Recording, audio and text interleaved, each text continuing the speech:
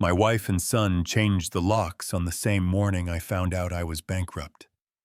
My own son leaned over the balcony railing and said it to my face. "Get out. There is no place here for a useless man." I stood on the sidewalk in the pouring rain, with nothing left. Then a car pulled up to the curb. The old attorney of my late father stepped out, carrying a steel case briefcase. He looked at me and said, "Sir, the time has come." What happened next hit that family like a storm nobody saw coming. Welcome to Dad's Revenge Stories. I'm incredibly grateful to have you here. To help us grow, please comment below with your city or country. I'd love to know where you are watching from. Also note that this narrative includes fictional elements for entertainment and education. Any resemblance to actual names or settings is coincidental, but the message I'm conveying to you is useful. The cab smelled like pine tree air freshener and old coffee, and I remember thinking that was a strange thing to notice on the worst morning of my life. I had been in Millbrook Regional for 4 days. Chest infection, the doctor said, brought on by working through 3 weeks of November rain without a coat, because the barn heater had broken, and I was the one who fixed things like that. I was 63 years old, and I still fixed things like that. I had been fixing things in that family since before Derek could walk. The discharge nurse handed me a paper bag with my wallet, my belt, and my father's watch. The watch had stopped sometime during the night. I wound it in the elevator and held it to my ear and listened to it tick, and that small sound was the steadiest thing I had heard in 4 days. Derek had not visited. Evelyn sent a text on the second morning. "Hope you're feeling better. Busy week at the store." That was all. I read it twice, filed it in the place where I keep things I am not ready to think about, and asked the nurse if I could borrow a phone charger. The cab pulled out of the hospital parking lot at 9:40 in the morning.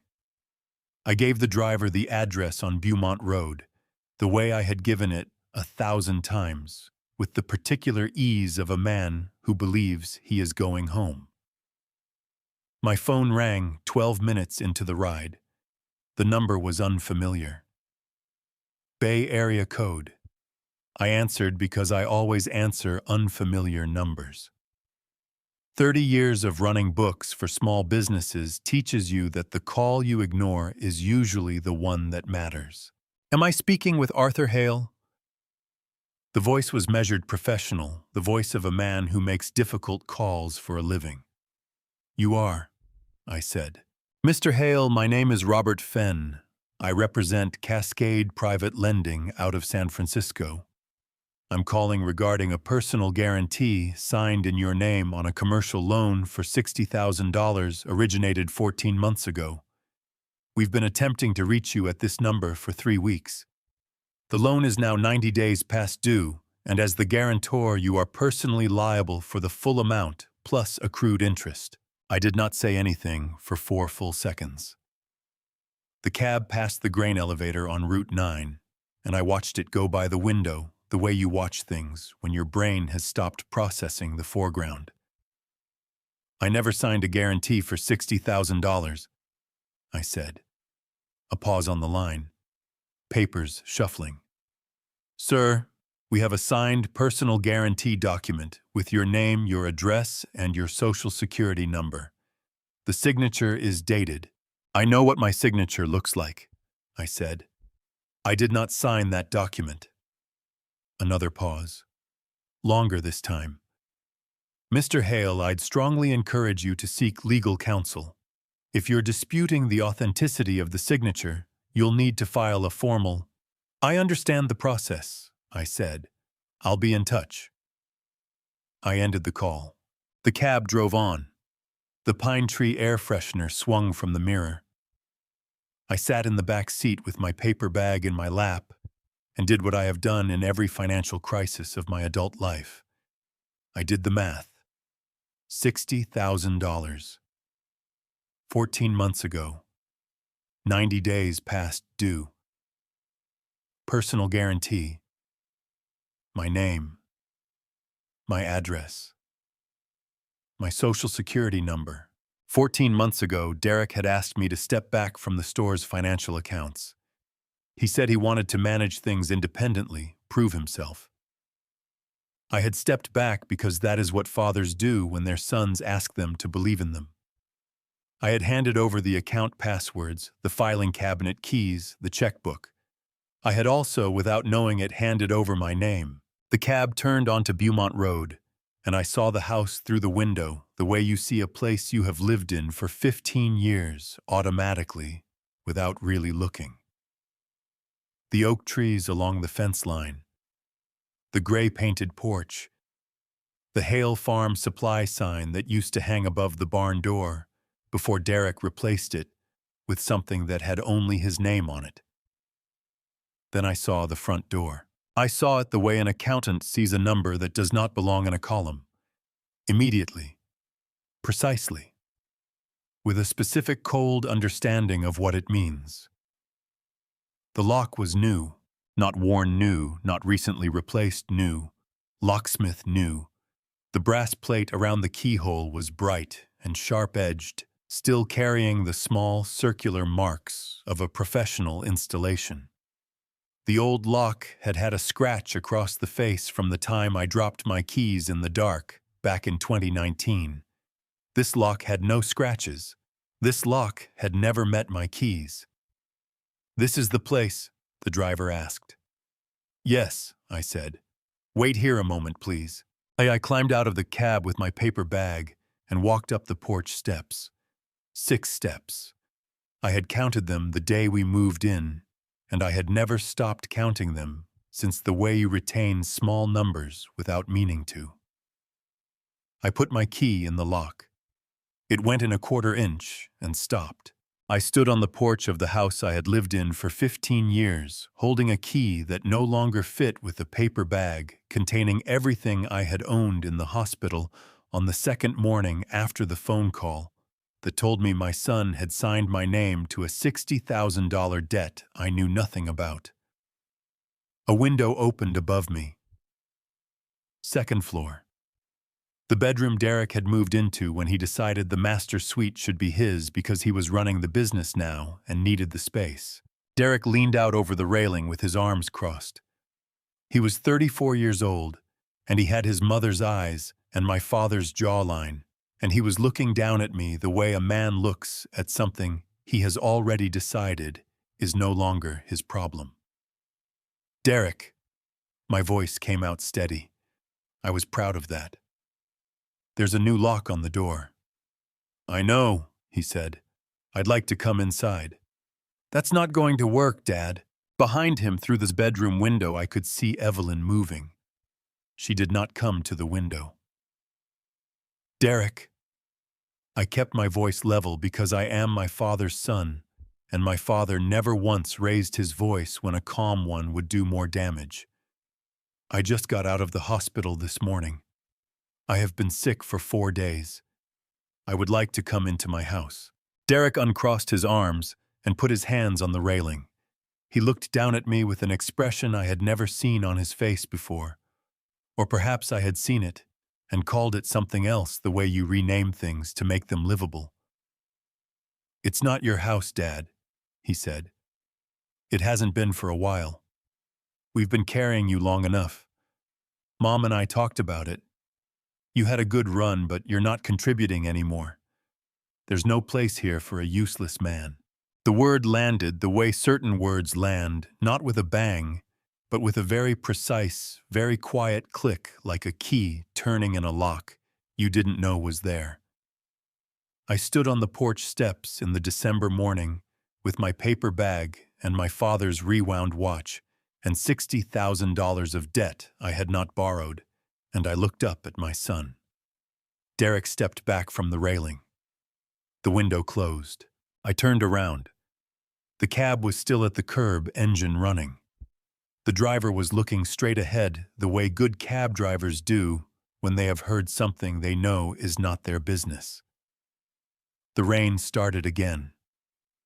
Light at first, then settling into the steady gray curtain that Northern California does in December, like it means it personally.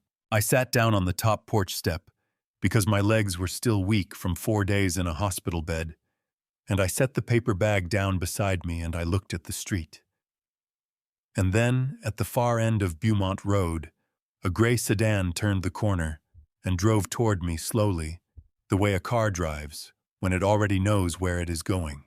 The gray sedan parked with the particular deliberateness of a man who has driven to difficult places before and knows that how you park matters. Not too close to the curb, not crooked. Exactly where it needed to be. The engine cut. A moment passed, the kind of moment that has weight to it, the way certain silences before certain conversations do.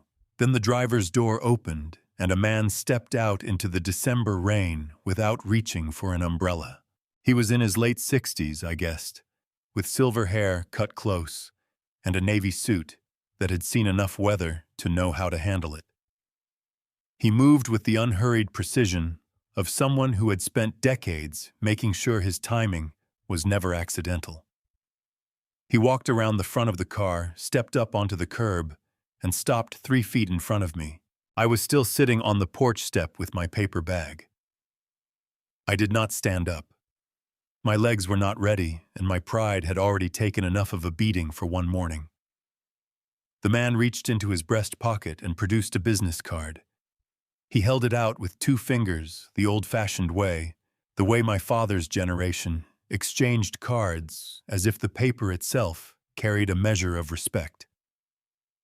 I took it. Thomas A. Briggs, attorney at law. Briggs Legal Group, Reading, CA. Established 1987. I looked up from the card. I know that name, I said. I'd be surprised if you didn't. His voice was unhurried and dry with the faint gravel of a man who had spent 30 years choosing his words carefully in rooms where the wrong ones cost people everything. I handled your father's estate. You and I shook hands at the funeral.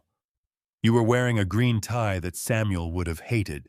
Something moved in my chest at that, not grief exactly, more like the recognition of grief. The way you feel a scar when the weather changes. He thought green ties were for golf courses, I said.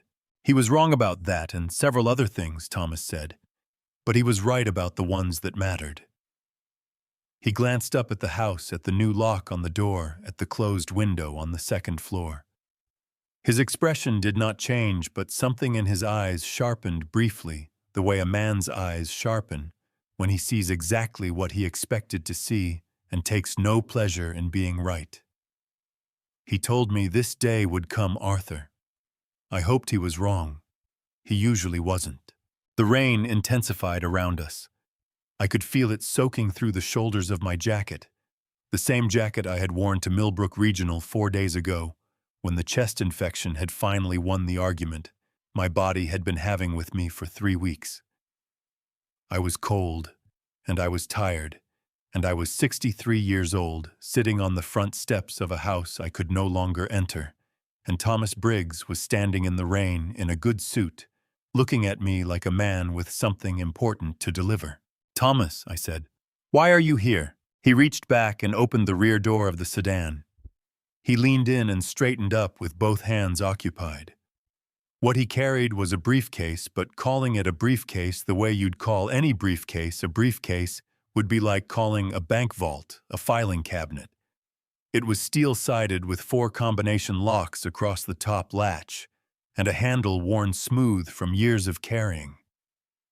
It was the kind of case you see in the hands of people transporting things that cannot be replaced.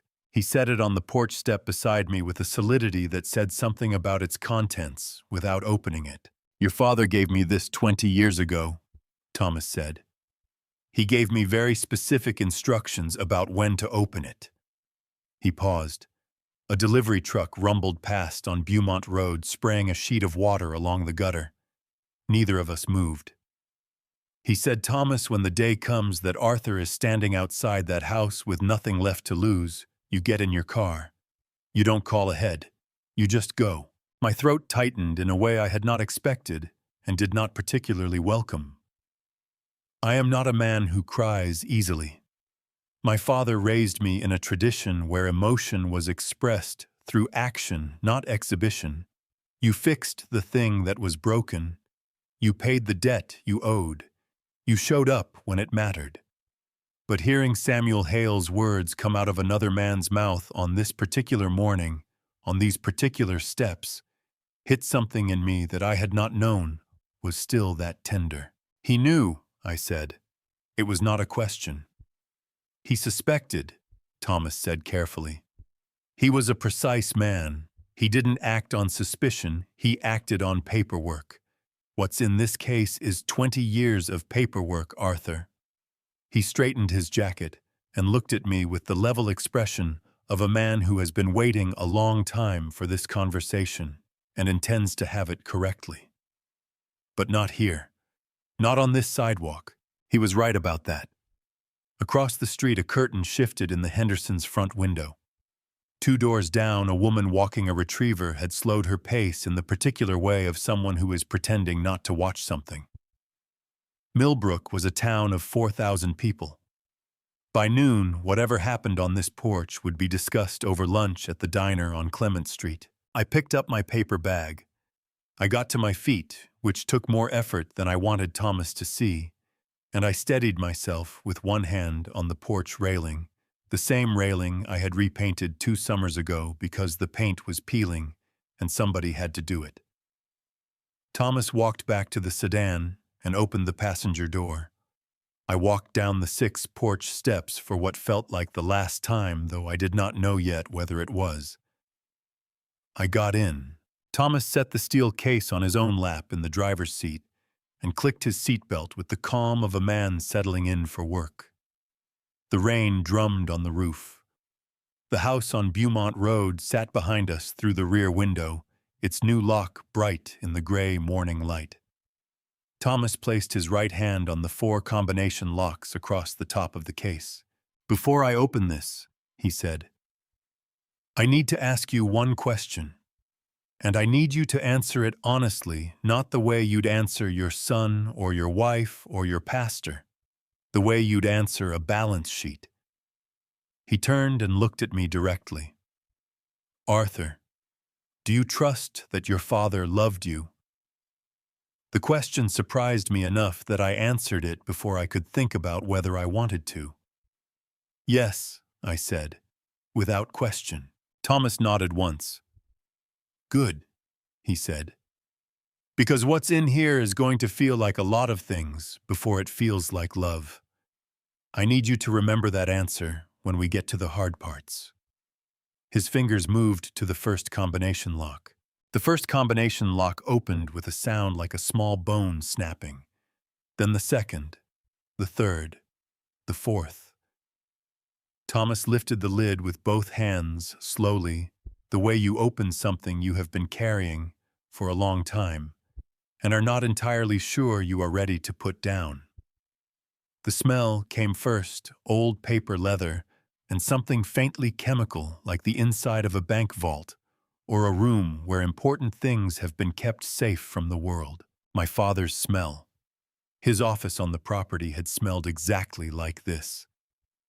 I had not been in that office in 20 years, and my body remembered it before my mind did a fist closing somewhere behind my sternum. "Your father was a methodical man," Thomas said, lifting out the first folder. It was thick, rubber-banded, labeled in Samuel Hale's handwriting, small, precise, the penmanship of a man who believed that how you wrote something said something about how seriously you meant it. He came to me in the spring of 2004.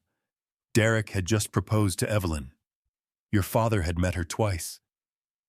He never said anything to me about her, I said. No. Thomas set the folder on the dashboard and looked at it briefly. He said to me, "Thomas, I like my son's judgment about most things.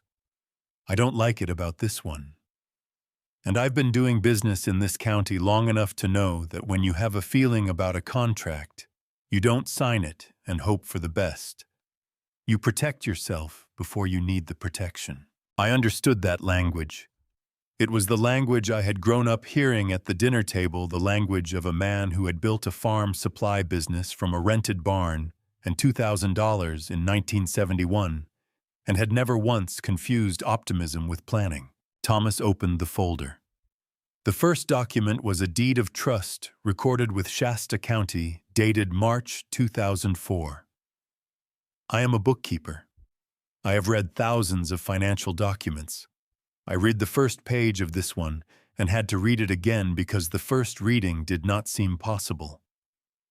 He bought the mortgage, I said. He bought the note, Thomas corrected gently. The way lawyers correct things, not to embarrass, but to make sure the right word is carrying the right weight. There is a difference that matters here. 20 years ago, the private lender who held the original mortgage on the Beaumont Road property was looking to liquidate his portfolio. Your father saw the listing through a broker contact. He recognized the address before he finished reading the first line. I sat with that for a moment. The rain on the roof of the sedan. The house through the windshield, its new lock still bright. He used the Hale Family Trust, Thomas continued, placing a second document beside the first, the trust instrument, 32 pages, Samuel's signature, on the last page next to a notary stamp, dated the same month. Revocable living trust, which means it did not go through probate when he passed. Everything transferred directly to you as sole beneficiary. I became trustee upon his death with instructions to administer the note and wait. Wait for what? Thomas looked at me steadily. For the day you were sitting on those steps. I pressed my fingers against my eyes for a moment, not because I was going to cry, but because the pressure helped me think the way it always has since I was a boy doing long division at the kitchen table. My father had watched Derek's courtship of Evelyn in the spring of 2004, said nothing to me, walked into Thomas Briggs's office, and spent the next 20 years holding the debt on the house his son believed he owned outright. The $940 a month, I said, in the store's accounts. The memo line was always blank. Derek called it a legacy service fee, some holdover from the original financing. I asked him about it twice. He told me to leave it alone. Thomas allowed himself the smallest smile. Not satisfaction, exactly more the expression of a man watching a student arrive at the correct answer by his own route. The servicing company collects it on behalf of the trust. To Derek, it has always appeared as a routine payment to an anonymous LLC. He has been paying his grandfather's estate, and now yours, $940 every month for 15 years, without knowing whose pocket it was filling. The number reorganized itself in my head the way numbers do when you have been a bookkeeper long enough, automatically, without effort, the way breathing reorganizes oxygen. 15 years. $940 a month. I did not reach for my phone to calculate it. I did not need to. He's paid $169,000, I said, into a trust that belongs to me.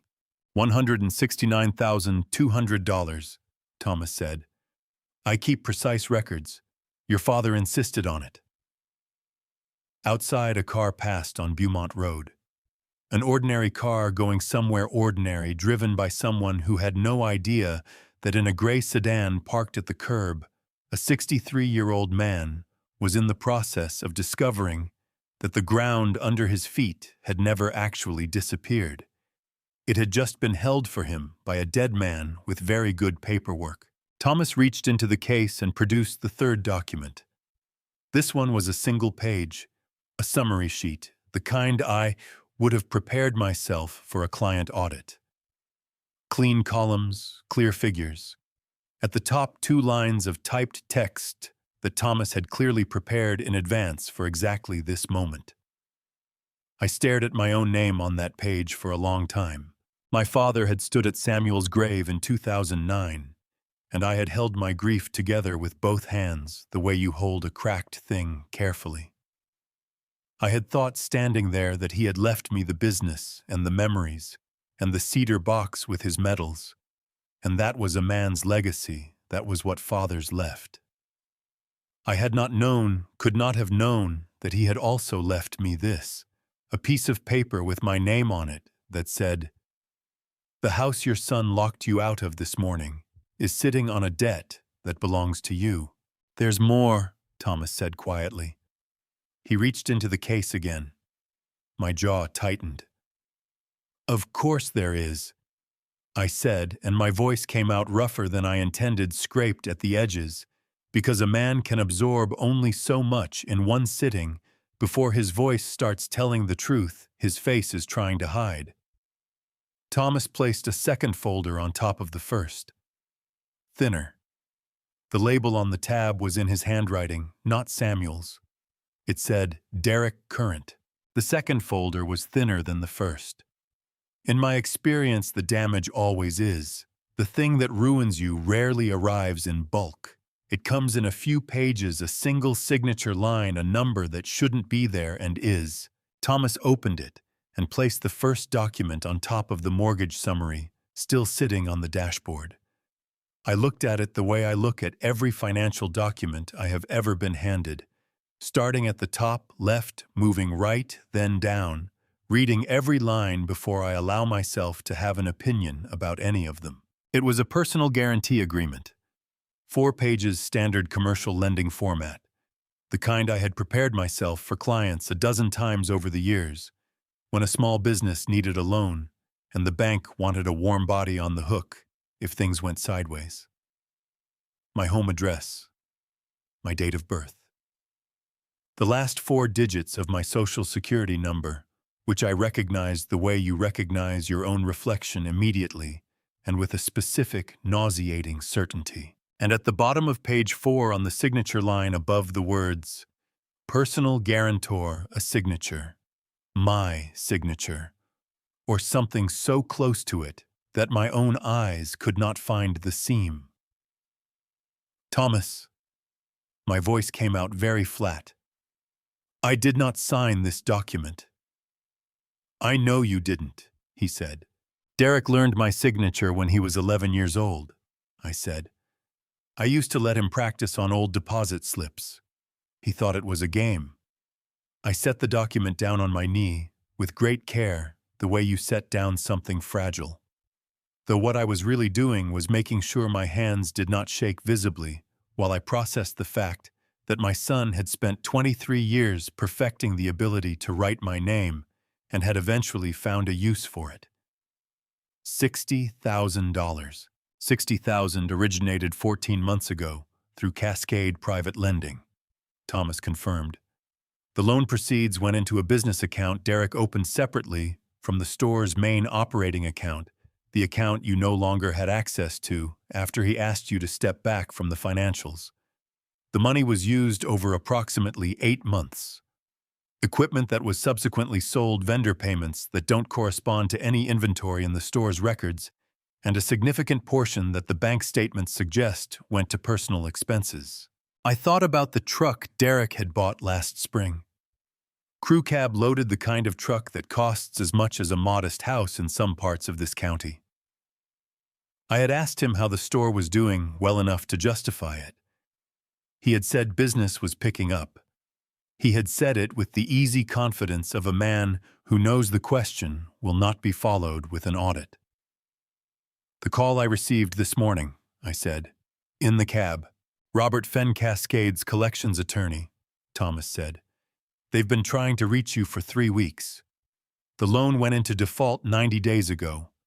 As the guarantor on record, you are legally on the hook for the full principal plus interest and penalties, which at this point amounts to approximately $64,000. The number sat in the air between us like something physical. "Unless," Thomas said, and there was a precision to that single word that told me he had been waiting to say it, "the guarantee is voided," which it can be because the signature on that document is not yours. Under California Penal Code 470, what Derek did constitutes forgery, a felony. A forged signature on a financial instrument has no legal standing. The guarantee is void from inception, which means Cascade's claim against you personally is also void. I understood the mechanics of what he was telling me. I had been a bookkeeper long enough to know that the law around financial fraud is less forgiving than it sounds. In conversation, it requires documentation. It requires process. It requires someone willing to pursue it. I would need to file a declaration disputing the signature, I said. Already drafted, Thomas said, and produced a fifth document from the back of the folder. A sworn declaration, my name at the top, blank signature line at the bottom, notarized and ready for my hand. I prepared it last night. We file it with Cascades Council and simultaneously report to the Shasta County Sheriff's Office. The forgery report protects you from the debt. The criminal filing is your decision. I picked up the guarantee agreement again and looked at my son's version of my name. He had gotten the pressure right, the slight leftward lean I developed in my 40s, even the way the capital A opens wider than most people's. He had studied it. He had practiced it. And then he had signed it to a $60,000 debt and let the collection calls go to my phone number while he drove around in a truck I had apparently bought him. My jaw ached. I realized I had been clenching it since Thomas said the word forgery. "There's something else," I said. It was not a question. A folder labeled Derek Current that contained only a forged guarantee would not need its own label. Thomas had separated it from Samuel's documents deliberately, which meant there was more in it. Thomas reached into the folder without a word and produced one more page. Shorter this time. A single printed sheet with a government letterhead I recognized because I had seen it on legitimate documents before the California Department of Healthcare Services. "Your wife," Thomas said quietly, "has also been busy." I looked at the letterhead, then at Thomas, then back at the page where my name appeared again, in a context I had not anticipated, in a document I had never seen filed with an agency I had never contacted, for benefits I had never applied for. My hands tightened on the paper. Outside the sedan on Beaumont Road, the December rain came down without apology or pause, the way Northern California rain does when it has decided the day belongs to it. The new lock on my front door caught a gray gleam of morning light through the windshield. I had walked into that hospital 4 days ago with a chest infection and 63 years of believing I understood the arithmetic of my own family. The folder in my lap was correcting that belief one page at a time. "Tell me," I said. "In 30 years of keeping books, I have seen two kinds of theft. The first kind takes your money. It shows up in the ledger as a number that does not belong, a vendor payment with no invoice behind it, a cash withdrawal on a Tuesday with no memo, a transfer to an account you did not know existed. That kind of theft leaves tracks. It is findable. I have found it for clients 100 times, sitting across a desk with a printout and a red pen.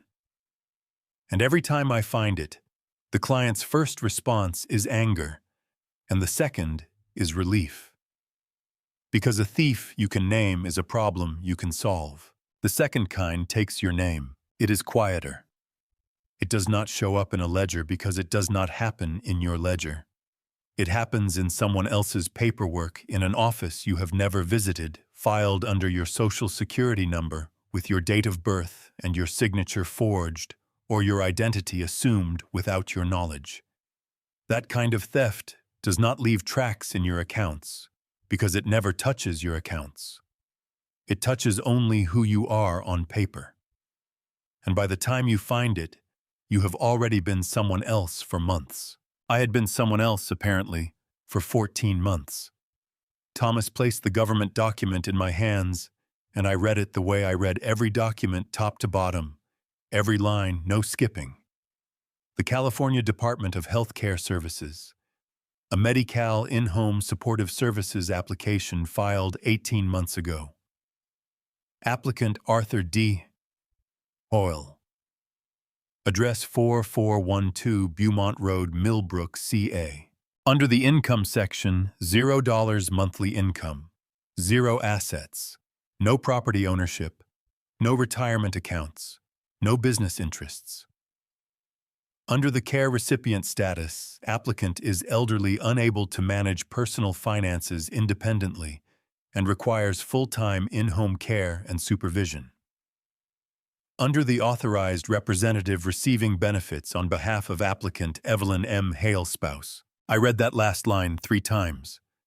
Then I set the document on my knee with the same careful flatness I had used with Derek's guarantee, and I looked out the windshield at the house, and I breathed through my nose the way my doctor had told me to breathe when my blood pressure was climbing into territory that required attention. She filed this while I was running the store's books, I said. My voice came out steadier than I had any right to expect.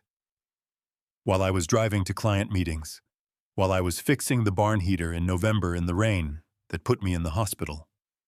Yes, Thomas said. She told a government agency that I cannot manage my own finances. She told them you have no finances to manage, Thomas said, and there was a careful precision to the distinction, the same precision he had used earlier about notes versus mortgages. The application classifies you as a dependent adult. No income, no assets, no capacity for independent financial decision-making. That classification is what unlocked the benefit payment. How much? Thomas consulted the back page of the document. $1,420 per month paid to Evelyn as your authorized caregiver. Over 14 months, that is $19,880 deposited directly into an account in her name. Nearly $20,000. 14 months of the government paying my wife to take care of a man who did not know he needed taking care of because he had not known he had been reclassified as someone who did. I thought about the morning Evelyn had driven me to my first appointment with the pulmonologist, about the cough that had been following me since October. She had been attentive that morning, solicitous, even a word I would not normally apply to Evelyn. She had carried my insurance card, spoken to the receptionist, made sure I was seen quickly. I had been grateful. I had told her so on the drive home. She had squeezed my hand and said she just wanted me to be taken care of. The nausea that moved through me now was not dramatic. It was the specific gray nausea of a man who has just seen the invoice for something he thought was given freely and realizes it was billed to someone he does not recognize as himself. This is fraud, I said. Federal program fraud. It falls under California Welfare and Institutions Code Section 10,980, Thomas said. Filing false statements to obtain public benefits. It is also potentially actionable under federal Medicaid fraud statutes, which carry significantly heavier penalties. The amount involved, nearly $20,000, crosses the threshold for felony classification in California. Does she know you have this? She does not know I exist, Thomas said. As far as Derek and Evelyn are aware, the trust is an anonymous servicing arrangement, and I am a name on no document they have ever seen. Your father was very careful about that. He paused. Which is why this particular piece of evidence is especially useful. She filed it believing there was no one in your corner who would ever think to look. There was a word for what Samuel had done, building a structure so carefully that even its existence was invisible until the moment it was needed. I was a bookkeeper. I knew the word. He had built a reserve account. 20 years of patience held in trust, drawing no attention, accruing no interest anyone could see, just waiting for the quarter when everything else ran out. I want to be precise about something, he said. These documents, the forgery, the benefits fraud, they are not weapons. They are facts. What you choose to do with them is entirely your decision. I am not here to tell you what to do, Arthur. I am here to make sure you know what you have. The sedan was quiet around us. The rain had settled into a long, patient rhythm on the roof, the kind of December rain that has nowhere to be and knows it. I pressed my back against the seat and looked at the ceiling and thought about Evelyn squeezing my hand in the car. After the pulmonologist, her voice saying, she just wanted me taken care of, and the $19,880, those words, had been quietly worth to her. Then I thought about my father sitting across from Thomas Briggs in this same man's office 20 years ago and saying, protect him before he needs the protection. My throat burned, not from the chest infection, from something older and harder to treat. Thomas, I said, still looking at the ceiling, how many more pages are in that case? That depends, he said, on which direction you want to go next. I lowered my eyes from the ceiling and looked at him directly. There's a person who should be here for this conversation, I said. And I think she already is. Thomas looked at me for a moment. Then for the first time since he had stepped out of this car into the December rain, he smiled, not the careful, professional smile of a man managing a difficult situation, but something quieter and more genuine. The smile of a man who has been holding a secret that was never entirely his to carry. He reached into his coat pocket and pulled out his phone. He sent one text message. Across the street, through the rain-blurred windshield, the door of the small coffee shop on the corner of Beaumont and Clement opened and a woman stepped out. I knew her walk before I knew her face. Clara has walked the same way since she was 4 years old, slightly forward on the balls of her feet, like she is always arriving somewhere half a second before the rest of the world expected her. Her mother walked the same way, and I had not thought about that in years, and thinking about it now on this particular morning hit me somewhere I was not prepared for. She was 31 years old. She had her grandfather's cheekbones and my stubbornness and a practical streak so deep it sometimes looked like coldness, until you understood that it was just her way of loving things carefully. She worked as a property manager in Reading, 40 minutes south, and she called me every Sunday evening at 7 o'clock without fail, which I had always attributed to habit and now suspected was something more deliberate. She crossed Beaumont Road without looking at the house. She came straight to the passenger side of the sedan, opened the rear door, and got in behind me. She smelled like coffee and rain and the cedar soap she had used since college, and when she put her hand on my shoulder from the back seat, I had to concentrate very hard on the dashboard in front of me. "Hey, Dad," she said. Her voice was careful and quiet. The voice of someone who has been rehearsing this moment and is now discovering that rehearsal only gets you so far. "Clara." I kept my eyes on the windshield. "How long have you been across the street?" "Since 7:45, she said. "I got here before the cab did." I absorbed that. 7:45. She had been sitting in that coffee shop watching the house before I had even left the hospital. "Thomas called you," I said. "I called Thomas," she said. 6 months ago." The sedan was quiet for a moment. Thomas looking forward through the windshield. Clara's hand still on my shoulder, the rain working steadily on the roof. I turned in my seat to look at my daughter, and what I saw on her face was not the expression I had expected.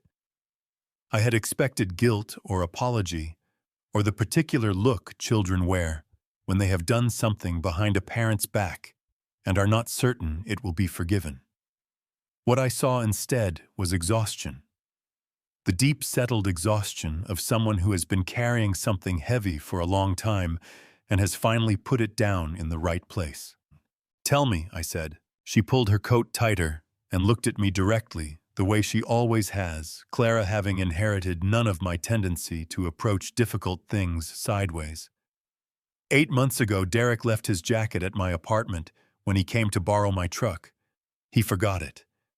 I found a folded piece of paper in the inside pocket when I was going to hang it up. She paused.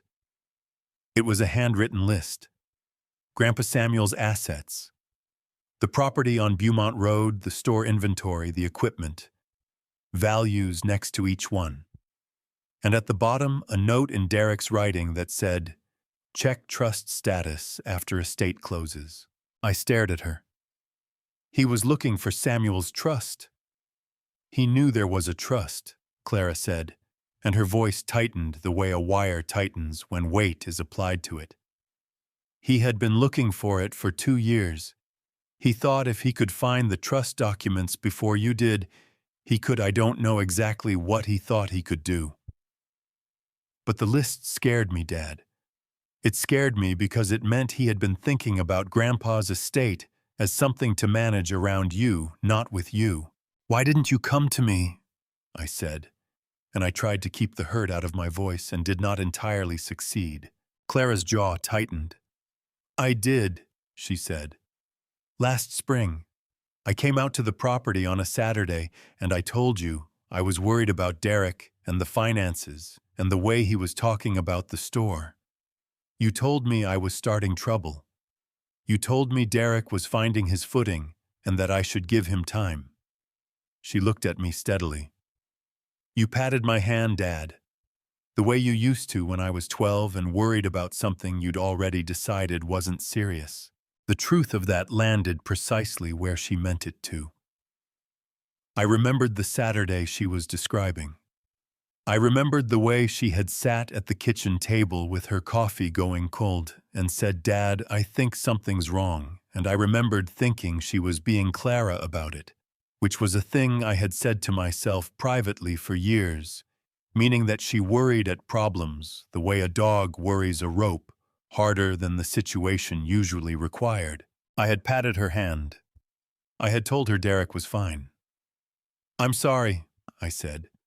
The words came out without ceremony, the way apologies should come when they are genuine, not dressed up, not preceded by explanation, just placed on the table between you and left there. Clara blinked.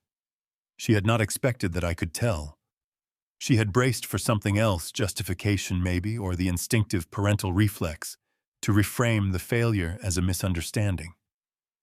She nodded once, accepting it without making it larger than it needed to be, which is a grace I did not teach her, and am grateful she found anyway. After you patted my hand, she said, I called Thomas. She glanced at him in the front seat. I found his name in Grandpa's papers in the box you keep in your office closet. I called the number on the card, and I told him what I'd seen. He told me the trust existed, and that he had been waiting for the right time. She paused. He told me it wasn't time yet, that we needed to wait until you had nothing left to lose because that was what Samuel had said. And this morning, I said. I was already on my way when Thomas called, she said. I was in my car at 6:30. I knew. When you texted me from the hospital that you were being discharged and Derek wasn't coming to get you, I knew. Her voice cracked on the last word, a small, clean fracture that she covered immediately by looking out the rain-blurred window, and I saw her jaw work for a moment before she steadied herself. I reached back and put my hand over hers, where it still rested on my shoulder. You said I was starting trouble, she said quietly, looking out the window, her voice recovered and dry now in the way of someone who has cried about this already privately before anyone could see. So I finished it instead. Something shifted in my chest, not the grief recognition from earlier, not the nauseated arithmetic of betrayal. Something different. Something that had no name in the ledger I keep in my head for feelings because I had not needed a line for it in a long time. My daughter had been standing behind me in the dark for 6 months. She had found the right person, waited for the right moment, crossed the street. In the December rain and gotten into a car. She had done all of this quietly and correctly, and without asking me whether I wanted to be saved. My father would have approved of her methods entirely. Clara, I said.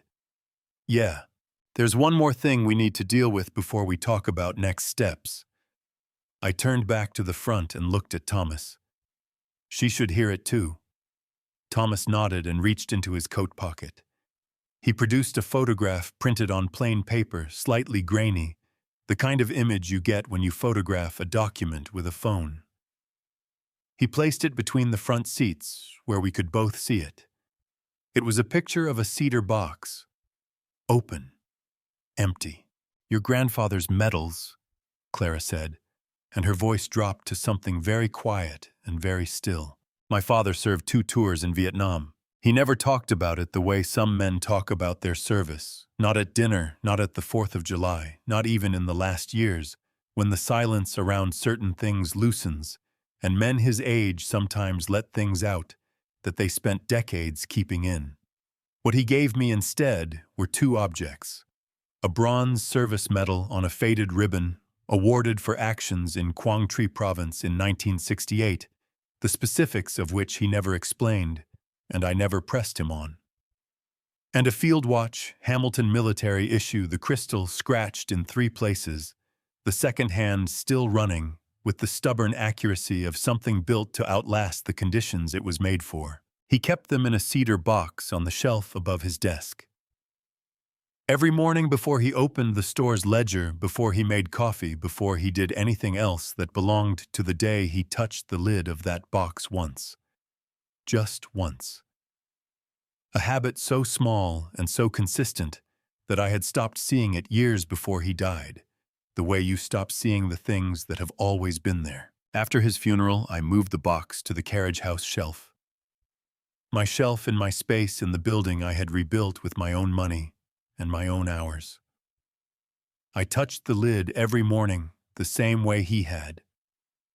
I did not decide to do this. It simply happened the way certain things pass between fathers and sons without being spoken or taught. The box had been on that shelf when Derek changed the locks. "Thomas had shown us the photograph taken 3 days ago," he said, when Clara had gone to the property on the pretext of retrieving a jacket she had left there, and had walked through the carriage house while Evelyn was occupied inside the main house. The shelf, the box, open. The interior lined with faded green felt shaped to hold 2 objects that were no longer there. Hank Dolores ran the only second-hand shop in Millbrook, a narrow storefront on Clement Street, between the hardware store and the insurance office, with a hand-painted sign that said, "Dolores Trading Post Established, 1994, and a front window so packed with objects that you could never quite see all the way inside. I had known Hank for 20 years. He had a bad knee from a riding accident in his 40s, and a memory for objects that bordered on the supernatural. He could tell you the provenance of every item in his shop, when it came in, who brought it, what they asked for it, and whether the price they wanted was reasonable or optimistic. I had fixed his irrigation pump twice. He had never charged me for the 3 antique wrenches I found in his back room, and could not leave without. Clara pushed open the door first. A bell above the frame announced us to a shop that smelled like furniture polish, old paper, and the particular dusty warmth of accumulated history. Hank was behind the counter repairing a clock movement with a jeweler's loop pushed up on his forehead, and he looked up when we came in with the expression of a man who has been expecting a visit without knowing exactly when it would arrive. "Arthur," he said. He set the clock down and straightened up slowly, favoring the bad knee. His face was doing something careful, not quite guilty, not quite relieved, somewhere in the middle, where a decent man stands when he has information he is not sure how to deliver. "Hank," I said, "I think you have something that belongs to my family." He did not ask what I meant. He came around the counter without a word, which from Hank was more eloquent than a speech, and led us to the back of the shop, past a row of oak dressers and a stack of framed landscapes and a glass case of pocket watches. He stopped in front of a locked display cabinet against the back wall. There, on the second shelf between a WWI canteen and a set of surveying instruments, sat my father's cedar box. Closed, undisturbed, exactly as it had always looked on the shelf above Samuel's desk. My chest did something I was not prepared for, a sudden involuntary tightening, as if the muscles around my ribs had decided independently to hold something in place before it could move. "He brought them in 4 days ago," Hank said. His voice was low and precise, the voice of a witness who has decided to be accurate. Young man, your son. Said they were old family pieces he was clearing out, asked what I'd give him. I gave him $40 for the box and the contents because I didn't know what I had yet, and I didn't want to lowball him. He paused. Then I opened the box. He reached into his vest pocket and produced a key, unlocked the cabinet, and carefully lifted out the cedar box. He set it on the glass top of the display case and opened the lid. The medal, the watch, both there. The ribbon on the medal slightly creased from being handled. The watch crystal catching the shop light the way it always had, the 3 scratches across the face like a signature. My hand moved before I made a decision to move it. I picked up the watch the way you pick up something you thought you had lost, with both hands, more carefully than strictly necessary, pressing the worn metal case between my palms until I could feel the second hand still moving through the back of the case, still counting, still running on Samuel Hale's time. Clara made a sound beside me. Small, sharp, quickly swallowed. She pressed the back of her hand against her mouth and looked at the ceiling the way people do when they are deciding whether to cry in front of someone. I tried to call Derek and tell him I needed more information before I could price these properly, Hank said. He didn't answer. I looked up the medal online, and I understood pretty quickly what I was dealing with. He folded his hands on the counter. His expression had settled into something firm and uncomplicated. I've been in this business 30 years, Arthur. Men bring in their father's things when they need money, and I don't judge that. But a service medal and a field watch with a name engraved on the case back, that's not surplus. That's testimony. I wasn't going to sell testimony. I turned the watch over. On the case back in letters worn smooth but still legible, S.R. Hale, 1968. Hank, I said. My voice came out lower than I intended. What do I owe you? He shook his head once, the way a man shakes his head when a question has insulted him mildly, but without malice. You fixed my pump twice and wouldn't let me pay you either time, he said. Call it even. He paused and something shifted in his face, a tightening around the eyes, that I recognized as the expression of a man in a small town who has just decided to say the thing a small town usually keeps to itself. I want you to know something, Arthur. When I figured out whose these were, I asked around, quietly, about what's been going on out on Beaumont Road. He looked at me steadily. This town has been watching that situation for a while. People have been waiting to see how it came out. Clara lowered her hand from her mouth. And, she said. Hank looked at her, then back at me. Half the town's going to know about this before supper time, he said. You know how Millbrook is, but the half that knows is going to know the right version. I'll make sure of that. I put the watch in my shirt pocket against my chest, where I could feel it ticking. I closed the cedar box and tucked it under my arm. We walked out of Dolores Trading Post into the gray December afternoon, and I held that box the way my father had always touched its lid once and with intention. I have driven past Millbrook Community Church 10,000 times. It sits on the corner of Birchwood and Hadley, a white clapboard building with a green copper roof gone soft with age and a hand-lettered sign out front that Pastor Ray updates every Monday morning with a new line. I have agreed with some of them, argued with others in my head on the drive past, and forgotten most of them before I reached the next intersection. That evening, pulling into the gravel lot in Clara's car as the December dark came down hard and fast, the way it does in the valley, I read the sign for the first time in years, with the full attention it deserved. It said, "The door is open before you know you need it." Clara had offered to stay. I told her to go home, get dry, eat something, and that I would call her in the morning. She had looked at me the way she looks at things she disagrees with, but has decided not to contest, which is a look I recognize because I invented it, and she inherited it. She drove away. I stood in the gravel lot with my paper bag and my cedar box and Samuel's watch ticking against my chest, and I walked to the front door of a building I had attended for 30 years, without ever once needing it the way I needed it that night. The door was unlocked. Pastor Ray Elkins was in the small kitchen at the back of the fellowship hall, standing at the stove with his back to the door, stirring something in a pot that smelled like vegetable soup and black pepper, and the particular warmth of a kitchen that has been feeding people through hard winters for a long time. He was 68 years old, broad across the shoulders, with white hair cut close and the careful, unhurried movements of a man who has learned that most things worth doing do not benefit from being rushed. He did not turn around when I came in. "Bowls are in the cabinet to the left of the sink," he said. "Bread's on the counter. I made enough for two because I had a feeling." I set my paper bag and my cedar box on the kitchen table and got a bowl from the cabinet he indicated and stood beside him at the stove, and he ladled soup into it without ceremony, the way you feed someone you have known long enough to skip the performance of hospitality and get straight to the thing itself. We sat across from each other at the kitchen table.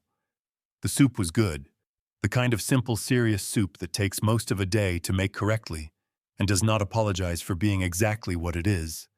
I ate most of the bowl before I said anything, because I was hungrier than I had realized, and because Pastor Ray has never once in 30 years rushed a silence that was doing necessary work. "Samuel came to me," I said finally, "before he died."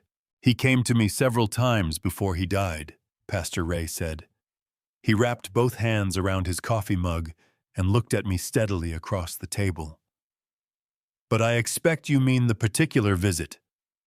"I mean the particular visit," I said. Pastor Ray set his mug down and folded his hands on the table in the deliberate way of a man preparing to say something he has been holding for a long time and wants to say correctly. "It was the spring before he passed. March, I believe. He came in on a Tuesday afternoon when the church was empty, and he sat in the front pew for about 20 minutes before he said anything." A pause. "Your father was not a man who came to church to talk to God. He came to think, and he used the quiet to do it. I always respected that about him." "What did he say?" I asked. "He said he was worried about you," Pastor Ray said simply. "Not in a general way, in a specific way. He said he had watched you build something your whole life, the business, the property, the family, and he was afraid that the people you had built it around were not going to treat it the way it deserved to be treated after he was gone." He paused again. "He said, 'Ray, I have done what I can do with paper and lawyers, but paper and lawyers can only do so much.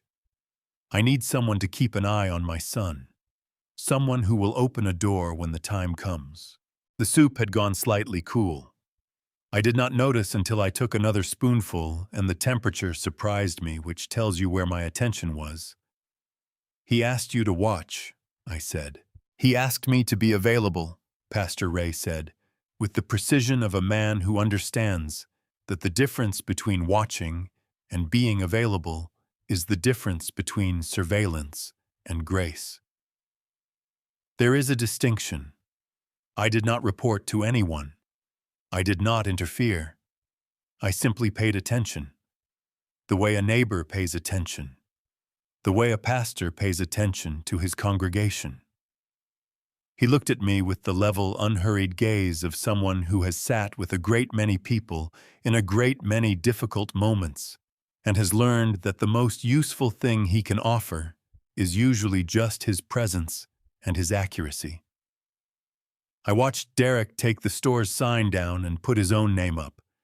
I watched you stop coming to Sunday services about 2 years ago, not because you lost your faith, I think, but because the family dynamics made it complicated, and you did not want to bring the complication into this building.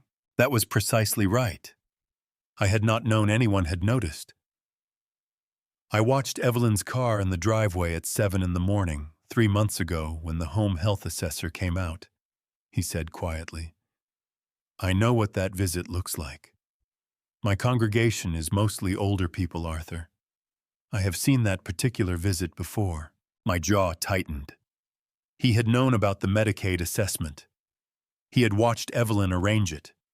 He had said nothing because saying something to me would have required explaining how he knew, and explaining how he knew would have required telling me about Samuel's request, and the time for that had not yet arrived.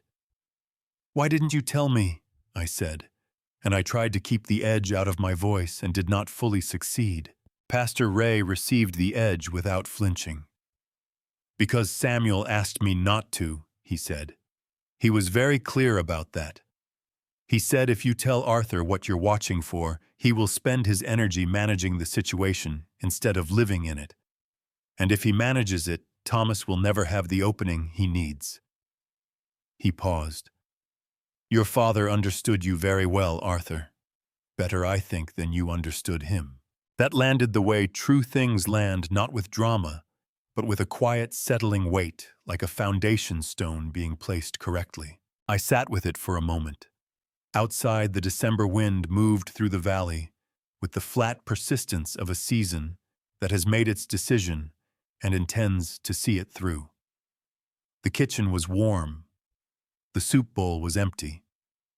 Samuel's watch ticked against my chest with the same indifferent accuracy it had maintained since 1968, through 2 tours of a war and 40 years of a hardware store, and 1 cedar box on 1 shelf, and a Tuesday in March when an old man sat in a front pew and asked a pastor to keep a door open. "He was a better planner than I ever gave him credit for," I said. "He was a father," Pastor Ray said, as if those 2 things were the same. "That is the whole explanation." My phone vibrated on the table between us.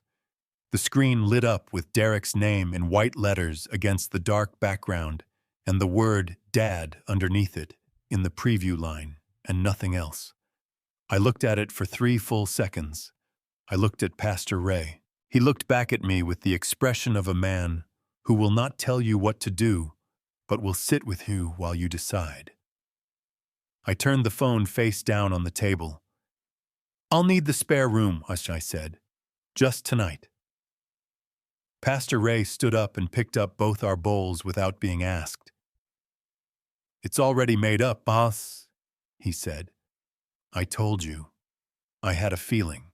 The spare room at Millbrook Community Church was not designed for comfort. It was designed for function: a narrow bed with a wool blanket, a nightstand with a lamp, and a Bible, a window that looked out onto the side yard where the church stored its folding tables under a tarp. The kind of room that says you can stay here and you will be safe here, and we are not going to pretend this is anything other than what it is. I appreciated the honesty of it. I had been given worse rooms in better houses. I had slept in the east wing of the finest address in Millbrook for 3 years in a bed that cost more than my first truck, and I had lain awake in it more nights than I had slept through it, listening to the particular silence of a house where the accounting never quite balanced, and everyone pretended it did. This room was 11 feet by 9. I measured it by stepping it off because I measure things. The blanket was scratchy. The lamp put out exactly enough light to read, by which is all a lamp needs to do. I sat on the edge of the bed with my paper bag on the floor beside me, and the cedar box on the nightstand, and Samuel's watch on my wrist where it belonged, and I opened the notebook. I have kept a notebook for every significant financial situation in my adult life. Not a diary, I want to be precise about that, because the distinction matters to me. A diary is for feelings. A notebook is for facts that feelings are trying to obscure. This one was a standard composition book, black cover, college ruled, bought at the hardware store on Clement Street 3 years ago, when I first started noticing that the numbers at Hale Farm Supply were not telling the same story that Derek was telling at dinner. 3 years of entries. Dates in the left margin, amounts in a column, sources in the next column, questions in the right margin. Every household contribution I had made since moving to Beaumont Road. Every invoice from Gill Parish for the carriage house renovation. Every payment I could document, every transfer I could trace, every question I had written down and not yet found the answer to. The total at the bottom of the last page, ruled off in the double-line method my first accounting teacher had drilled into me 35 years ago, was $38,420. My money, my hours, my brass doorknobs and my argued-over window, and my $38,000 in a building that was currently storing someone else's filing cabinets. I turned to a fresh page at the back of the notebook. I wrote 3 lines with the blue ballpoint pen I keep clipped to the cover, the same pen I have used to sign client documents for 15 years, the pen whose particular weight in my hand I associate with the moment before a decision becomes final. Option 1, accelerate the note, full foreclosure proceedings. I sat with that for a moment. Thought about what it would look like, the legal notice in the Millbrook Gazette, the sign zip-tied to the stone gate on Beaumont Road, Derek and Evelyn carrying boxes down the porch steps, while the Hendersons' curtains moved across the street. The machinery of it. The completeness of it. I had tasted it sitting on those porch steps in the morning rain, and I want to be honest, it had not tasted entirely bad. There is something in a man that responds to the idea of complete and documented justice, especially when the injustice has been complete and documented. I am not going to pretend otherwise, but I had also sat with Pastor Ray for 2 hours and eaten his soup and thought about Samuel in the front pew in March, and I knew, sitting in that narrow room, that option 1 was the thing I wanted at 8 o'clock in the morning and not the thing I wanted to be at 8 o'clock at night. Option 2, use the note as leverage. Force reinstatement.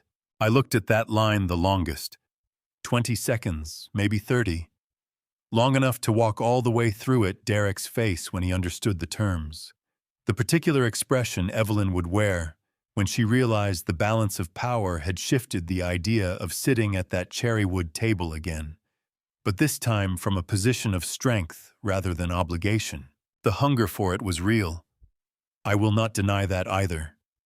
I had spent 3 years in that house contributing and adjusting and stepping back and being useful and being managed and watching my name removed from things I had built. And the idea of walking back through that oak door on my own terms had a pull to it that I had not entirely expected to feel as strongly as I did. Then I heard it. Evelyn's voice from 3 months ago, standing in the kitchen doorway, delivering the household budget update to Derek like a board report. Everyone under this roof earns their place. The ledger, the red circle, the system that consumed people and called it contribution. Option 2 was just that system with me at the top of it instead of the bottom. Different collar, same leash. I drew a line through it. Option 3, collect what is mine to the dollar. Close the account. $38,420. My personal belongings. A quiet, uncontested legal separation from Evelyn. In exchange, the note gets restructured, the foreclosure gets called off, and Derek and Evelyn keep a house they will have to figure out how to deserve without my subsidy propping up the foundation. No parade. No sign on the gate. No Gazette notice. Just a ruled line at the bottom of a ledger, a double line, nothing carried forward. I circled option 3 with the blue ballpoint pen. The circle was not dramatic.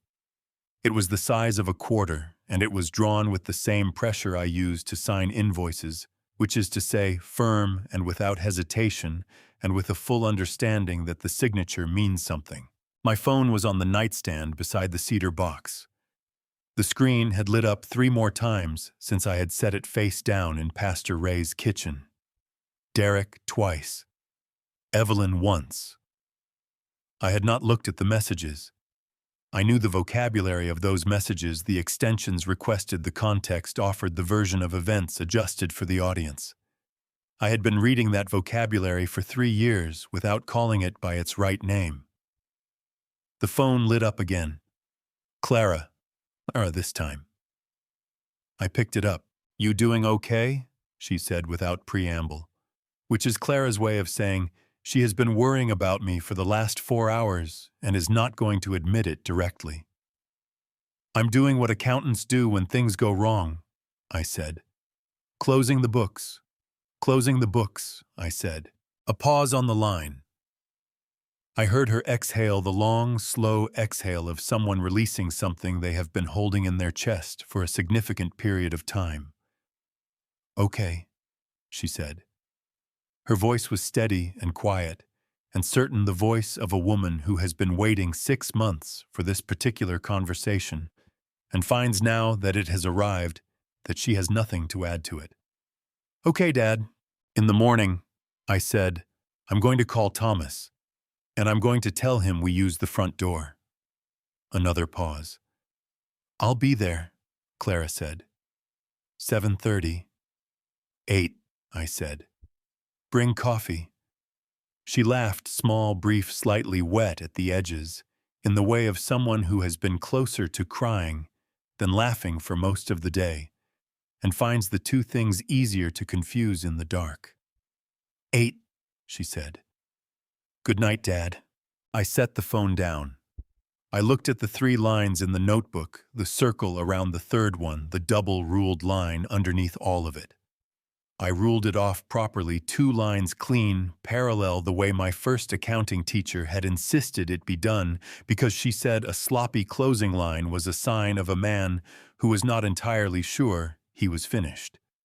I was finished.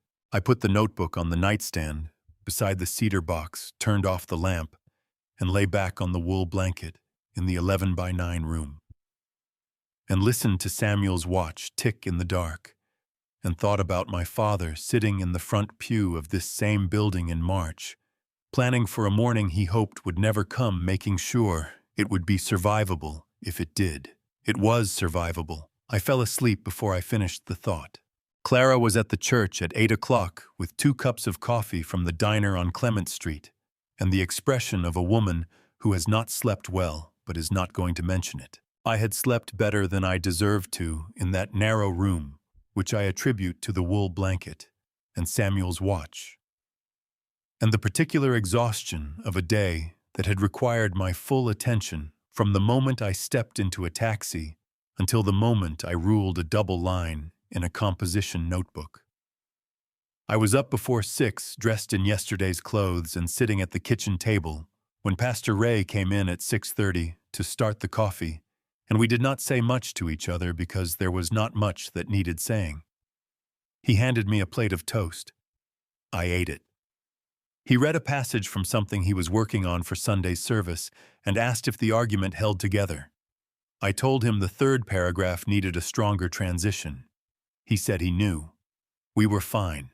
Clara handed me my coffee at the door and looked me over, the way she has looked me over since she was 16, and I came home from a difficult client meeting, checking for damage, cataloging what she could see, filing the rest for later. "You look better than yesterday," she said. "Yesterday was a low bar," I said. "Still counts," she said, and we got in her car. Gil Parrish's shop was on the county road 2 miles east of town, a converted barn with a gravel lot, and a hand-painted sign that said, "Parish Construction and Repair," in letters that had been repainted at least 3 times, each new coat slightly thicker than the last, which is exactly the kind of detail you notice when you have spent time around a man who believes that maintenance is a form of integrity. Gil was 61 years old and built like someone who had been doing physical work since before it was optional. He had worked construction in Shasta County for 30 years, finishing work for 35, and he had a reputation in 3 counties for coming in on budget, on time, and without drama, which in the construction business puts him in a category so rare it is practically its own trade. He had known my father. He had built the original barn extension at Hale Farm Supply in 1998, and he and Samuel had gotten along in the wordless, efficient way of 2 men who respect competence above most other things. He had also spent 11 months working alongside me on the carriage house renovation, which means he knew the project the way a surgeon knows an operation, every decision, every delay. Every afternoon, I had spent arguing happily with him about where a window should go and whether the original brick needed repointing or replacing. The answer for the record had been repointing. He had been right. His truck was in the lot when we pulled in. He appeared in the barn doorway before we reached it, coffee mug in hand, wearing a canvas work jacket with a parish construction patch on the chest that had been washed so many times it was more suggestion than logo. He had heard. I could tell from the way he looked at me, direct, unsurprised, with the slightly forward set of a man who has already decided what he is going to do and is waiting for you to catch up. "I was wondering when you'd come by," he said. "You heard?" I said. "Hank called me last night." He held the barn door open and jerked his head toward the interior. "Come inside. I've got something to show you." The barn smelled like sawdust and machine oil, and the cold mineral smell of concrete that has been poured recently. Gil led us past a table saw and two sawhorses draped with drop cloths to a metal shelving unit along the back wall, and from the second shelf he pulled down a fireproof document box, gray steel, the kind sold at every hardware store in America for people who understand that paper is more fragile than it looks. He set it on the workbench and opened it. Inside, in hanging folders arranged by month, was 11 months of documentation for the carriage house project. Every invoice from every supplier, every subcontractor receipt, every materials delivery confirmation, progress photographs printed on plain paper, labeled by date and phase from the initial demolition through the framing, and electrical and plumbing and insulation and drywall and paint and finish work and the final walkthrough. 47 photographs in total, I counted later. Every significant decision point documented the way Gil documented everything, not because he anticipated litigation, but because he believed that a job worth doing was worth being able to prove you had done it. "Gil," I said. "Don't," he said in the particular tone of a man who knows a thank you is coming and would prefer it didn't. "Your father gave me my first big contract in this county. You gave me the carriage house. The least I can do is keep my files in order." He pulled a folder from the front of the box and opened it on the workbench between us. Bank transfer confirmations, 6 of them, each one showing a transfer from Arthur D. Hale to Parish Construction and Repair dated across the 11-month project period. Total $38,420. Exactly. "Every dollar documented," Gil said. "Transfer records, invoices, the works. I also kept the text thread between you and me for the whole project. Material decisions, change orders, the argument about the window." He allowed himself a brief dry smile. "Especially the argument about the window. I figured that one might matter someday." Clara was looking through the progress photographs with the careful attention of someone seeing for the first time the full scope of what her father had built and then lost access to. She stopped at a photograph of the finished kitchen, the window in the precise location I had argued for the afternoon, light coming through it, at exactly the angle I had imagined the brass hardware warm against the painted trim. "Dad," she said quietly. "I know," I said. I called Thomas from Gil's workbench. He answered on the second ring, which told me he had been expecting the call. "We're ready, Musash," I said. "Gil Parish has the full documentation. 47 photographs, 6 transfer records, all supplier invoices. $38,420, every cent traceable. That is more than sufficient for an unjust enrichment claim in California," Thomas said, and I could hear him writing.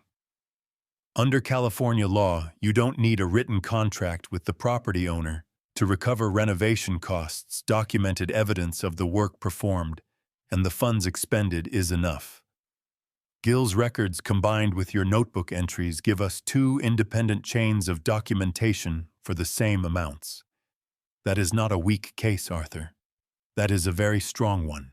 What else do we need before Thursday? I said. A pause while Thomas consulted something on his end. The forgery declaration needs your signature, which we can do today. The Medicaid fraud documentation is already filed with the appropriate agency. That process runs independently of our civil claim, but it creates the leverage we discussed. And I spoke this morning with the attorney who handled the original Cascade private lending agreement. Another pause. He was very interested to learn that the signature on that guarantee may not be authentic. He is cooperating fully. Thursday, I said. Front door. 10 o'clock? 10 o'clock, Thomas confirmed. I'll have everything prepared.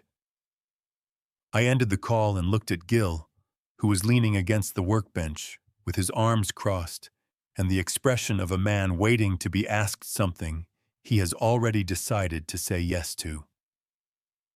I'm going to need you available Thursday, I said. You may not be called, but I want you available. Gil uncrossed his arms and picked up his coffee mug. Arthur, he said, I built that place with you nail by nail. I watched you pick out those brass doorknobs for 45 minutes because you wanted to get them exactly right. He took a sip of his coffee. Try and stop me. Margaret Cooley had lived in the White House next to the Hale property for 25 years. She had moved there the same spring I built the first storage shed on the back lot, which means she had watched the property change through every iteration of what it had been Samuel's domain first, then mine and Derek's together, then Derek's alone, and now whatever it was in the process of becoming. She was 70 years old, a retired school teacher, and she had been a widow for 11 years. Her husband Frank had been a decent man who kept a good garden and waved at everyone from his front porch, and died of a heart attack shoveling snow in February, which is the kind of death that announces itself without warning and leaves a person reorganizing their whole understanding of what to rely on. I had fixed her irrigation pump 3 times. She had never let me leave without feeding me something which in the first years after her husband died, I understood as loneliness and later revised to simply being how Margaret expressed regard. She brought food to people she cared about, and she fixed things for people she felt responsible for, and she kept her eyes open because she had learned after 50 years of living alongside other people's lives that paying attention was the closest thing to protection you could offer without being asked. Her front porch faced directly onto the shared fence line between her property and the Hale house. I had not thought about that until Thomas mentioned it 2 days ago. You stop seeing the things that have always been there. She answered the door before I knocked, which meant she had seen us coming up the walk, which meant she had been watching for us, which I took as a sign that Hank's supper-time information distribution network had been operating at full efficiency. Arthur. She held the door open and looked at me with the direct, steady assessment of a woman who taught 8th grade for 31 years and can read a situation in approximately 4 seconds. She looked at Clara. And you must be Clara. Come in, both of you. I just made coffee. Her kitchen was warm and precisely organized in the way of someone who has lived alone long enough to arrange everything exactly where she wants it, and has stopped apologizing for that. She poured 3 cups without asking how we took them, which I found I did not mind, and set a plate of oatmeal cookies on the table between us. I heard about what happened Monday morning, she said, sitting down across from us with her own cup. Her voice was even and matter-of-fact, the teacher's voice, the voice of a woman who has delivered difficult information to parents for 3 decades and knows that the kindest thing you can do with a hard truth is say it plainly and let the person respond. I have been expecting a visit. Margaret, I said, I need to ask you something, and I want you to know that whatever your answer is, I understand completely. She put her cup down and folded her hands on the table. Ask, she said. In the past 2 or 3 years, I said, did you ever see anything at the property? that you thought was not right. Margaret looked at me for a moment, with the expression of a woman who has been sitting on an answer for a long time and is choosing carefully how to give it. Then she pushed her chair back and stood up and said, "Come with me." She led us down the short hallway to the small sitting room at the front of the house, the room whose single window faced directly onto the fence line and the Hale property beyond it. On the windowsill, angled slightly toward the yard next door, sat a ceramic planter with a trailing philodendron. Tucked into the base of the planter, mostly hidden by the cascading leaves, was a phone in a blue rubber case. Clara saw it before I did. She made a small sound, not quite a word, and looked at me. "I want to be clear about something," Margaret said, and her voice had gone from the teacher's voice to something quieter and more careful. "I did not set out to collect evidence. I set out to keep a record for myself because I was troubled by what I was seeing, and I did not know what else to do with it. I am 70 years old, and I live alone, and I know what it looks like when things are not right in a house next door, because I have been watching houses next door for 50 years. She picked up the phone from behind the planter. "I started last winter, February." She opened the photo app and handed the phone to Clara, who held it so I could see. The first video was 11 months old, shot through the window slightly grainy in the morning light, angled down into the side yard of the Hale property. Derek, in a gray sweatshirt, standing at the door to the carriage house with a box in his hands, shouting something toward the main house. Evelyn appearing in the back doorway and shouting back. The words not entirely audible through the glass, but the register unmistakable, the register of people saying cruel things to each other at volume in the yard on a weekday morning. Then Derek turning back toward the carriage house door and kicking it. Clara's jaw tightened. She scrolled to the next video without speaking. This one was from April. 9 in the evening, the property lit only by the porch light and the barn floods. Arthur's truck, my truck parked in the side lot. Interior light on. The shape of a person in the driver's seat. The timestamp ran for 41 minutes before the interior light went out. I remembered that night.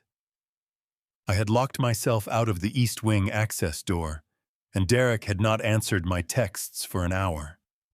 And I had sat in the truck with the heat running, reading a field service manual for a tractor part. I was trying to source because that was what I had in the truck to read, and it was either that or sit in the dark and think. I had not known anyone could see me from the street. I had not known anyone was watching. "There are 14 videos," Margaret said. She was standing against the doorframe with her arms folded, not watching the phone. Watching me. "Some are longer than others. The one from October when you were already sick and didn't know it yet is the one that made me call Pastor Ray." I looked up from the phone. "You called Pastor Ray?" "In October," she said simply. "I told him what I had been seeing. He told me he was already aware and that things were being handled. He asked me to be patient." She looked at me steadily. "I have been patient. I am done being patient." Clara was holding the phone with both hands now, and I could see from the set of her shoulders that she was working very hard to maintain the composure she had decided on for this visit. The October video was on the screen, my truck in the driveway at 2 in the afternoon on a Tuesday, and Derek coming out of the house, walking to the truck, leaning in the window and saying something. Me nodding. Derek going back inside. The whole exchange lasting less than 90 seconds. I remembered that conversation. Derek had come to tell me the household account was short that month and that my contribution needed to increase. He had said it through the truck window because I had not been invited inside. I had nodded because I was running a fever I did not yet know was a chest infection, and I did not have the energy to argue. I had not known my wife and son were treating my illness as a budget problem. I had not known my neighbor had been watching them do it for 11 months and could prove it. "Margaret," Clara said, and her voice was not entirely steady. "Would you be willing to send these to our attorney?" "I already sent them this morning," Margaret said. "As soon as Hank called last night, I sent everything to Thomas Briggs. He sent me a confirmation at 7:42. She allowed herself a small, precise expression that on another face might have been a smile, and on Margaret Cooley's face was the equivalent of a standing ovation. "I've been waiting for someone to ask," she said, "but I did not want to wait for the asking." Thomas called while we were still in Margaret's kitchen. His voice was the closest I had heard it to something other than professional equilibrium. "Margaret Cooley's recordings are admissible," he said. "California law permits recording from your own property of activities visible from a public or shared space. The fence line qualifies. 14 videos dated time-stamped showing a consistent pattern of behavior over 11 months. A pause. "Arthur, we are ready. Thursday, 10 o'clock. Front door." I looked out Margaret's kitchen window at the fence line between her property and mine. 25 years of a neighbor paying attention. 11 months of a phone and a planter. 14 videos that nobody knew existed because nobody had thought to look at what the woman next door could see from her sitting room window. My father had asked Pastor Ray to keep a door open. Margaret Cooley had decided on her own to keep a record. Some people do not need to be asked to do the right thing. They just need to be given enough time. Before I reveal what happened when we confronted them at that front door, leave a 100 in the comments to let me know you're still watching. Also, please keep in mind, the following scene contains dramatized details added for dramatic effect and life lessons. If you prefer to skip fictionalized storytelling, you are welcome to close the video now. Otherwise, brace yourself for what comes next. Thursday came in cold and clear. The rain had stopped some time before dawn, leaving the valley washed and precise in the way that only happens after a long Northern California December storm. Every surface clean, every edge sharp, the mountains to the east visible all the way to the snow line, in a way they had not been for weeks. I stood on the church steps at 7 in the morning and looked at them and thought about my father, who used to say that the clearest days always came after the hardest weather, and who was right about that, the way he was right about most things that mattered. Clara picked me up at 8. She brought coffee again and a clean shirt she had stopped at her apartment to retrieve, which she handed to me without comment, in the way of someone who has thought of everything and prefers not to be thanked for it. I changed in Pastor Ray's spare room and stood in front of the small mirror above the dresser and looked at myself for a moment. I was 63 years old. My hair had gone fully white in my mid-50s, and I had stopped noticing it, except in mirrors and photographs. My hands were the hands of a man who had spent his adult life doing physical work alongside the bookkeeping, repairing equipment building, things maintaining the infrastructure of a farm supply business in a county where you did not call a service technician for something you could learn to fix yourself. They were not soft hands. I was glad of that this morning. I put on the jacket. It was the same jacket I had worn to Samuel's funeral, a dark wool blazer that I had bought for that occasion, and worn exactly twice since, once to a client's retirement dinner, and once to a school board meeting where I was testifying about a local business tax proposal. It was not a new jacket. It was a jacket that knew what serious occasions felt like from the inside. Thomas was waiting in the church parking lot, in the gray sedan, the steel case on the back seat, his navy suit as precise as it had been Monday morning in the rain. He looked at me when I got in and nodded once in the way of a man who has assessed a situation and found it satisfactory. "Ready," he said. "I've been ready since Monday," I said. We drove to Beaumont Road, slowly, the three of us in Thomas's sedan, Clara in the back seat with her hands folded in her lap. Nobody spoke much. The kind of quiet that settles over people when they are driving towards something important and have said everything that needed to be said beforehand, and have learned between the three of them that silence on the way to a thing is different from silence that avoids it. The stone gate came up on the right. Through the windshield I could see the house, the oak door, the gray porch paint the November bare oak trees along the fence line. And above the barn door at the far end of the property, the sign Derek had installed the first month after he took over Derek's supply company in new block letters on a green aluminum panel, clean and commercial and utterly without history. Below where it hung, the old mounting holes from the original sign were still visible in the barn wood. 3 of them. I had put those holes there myself with a drill I still owned on a Saturday in 1998, when Samuel and I had hung the first Hale Farm Supply sign together while Gil Parrish watched from the bed of his truck and told us it was 2 inches off-center. It had been 2 inches off-center. We had left it anyway. Samuel said a perfectly straight sign was the work of a man who cared more about appearances than content. Thomas parked. We got out.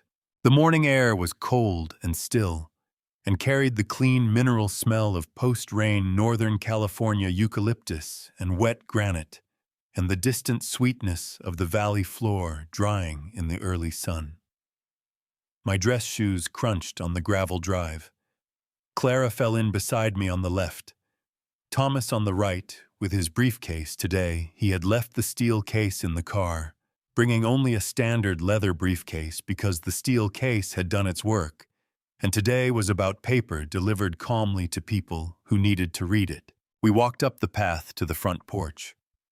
6 steps. I counted them. I knocked. 3 times even spaced with my knuckle on the 100-year-old oak door, the knock of a man who has a right to be heard and is not in a hurry about it. Footsteps inside. More than one set. A pause, the pause of people on the other side of a door, deciding how to arrange themselves before opening it. The door opened. Evelyn stood in the doorway in a pressed blouse and slacks, her hair arranged. Her expression prepared the expression of a woman who had been told a meeting was coming and had dressed for the version of it she thought she could manage. Behind her, 3 steps back in the hallway, Derek stood with his arms crossed in the posture I had watched him develop over the past 3 years, the posture of a man who has gotten comfortable with a particular arrangement of power and has not yet understood that the arrangement has changed. He looked at Thomas first, then at Clara, then at me. I watched his face go through 3 distinct movements in approximately 2 seconds: recognition, recalculation, and then something that was not quite fear but was adjacent to it. The expression of a man whose mental accounting has just encountered a number that does not belong in the column where he put it. Thomas stepped forward before anyone could speak. He produced his business card and the white envelope from his breast pocket in one smooth motion, and held them out to Evelyn with the mild professional bearing of a man delivering something that is not a threat, but a fact. Thomas Briggs, ma'am. Attorney for Groundwork Trust, holder of the note and mortgage recorded against this property. His voice was even and unhurried, the voice of a man who has said important things in difficult rooms for 30 years and has learned that the room goes quieter when you do not raise your voice. You'll want to read this before you say anything further. Evelyn's hands took the envelope on the automatic pilot of a woman accustomed to receiving correspondence. She broke the seal. She read. I watched her read it. I watched the color change in her face, not dramatically, not in the way of film or theater, but in the specific physiological way of a person whose blood is responding to information before their conscious mind has fully processed it. A slight whitening around the mouth. A stillness in the eyes that had not been there before. She looked up at Derek. Derek had moved forward during the reading. He was at the doorway now, looking over Evelyn's shoulder at the document in her hands, and I watched him read the words: Notice of Default and Acceleration and Groundwork Trust. and I watched his jaw set, in the particular way it had set since he was 14 years old, and encountered something he had not anticipated and was not going to admit had surprised him. He looked at me over Evelyn's shoulder. He looked at the envelope. He looked past me reflexively, at the barn, at the end of the property, at his sign. Green aluminum, new block letters, Derek's Supply Company, bright in the December morning light. Then he looked at Thomas, who reached into his briefcase and placed a single sheet of paper on the porch railing between us. Clean columns, clear figures. The same summary sheet Arthur had read in the sedan on Monday morning. 2 lines of text at the top. Current holder of note and mortgage recorded against 412 Beaumont Road. Millbrook C. A Samuel R. Hale. Family Trust / Arthur D. Hale beneficiary. Derek read his grandfather's name, then his father's name. Then he looked up at the sign above the barn door. His sign, his name, his letters on green aluminum, and below it the 3 original mounting holes in the barn wood where Hale Farm Supply established 1971 had hung for 30 years before he took it down.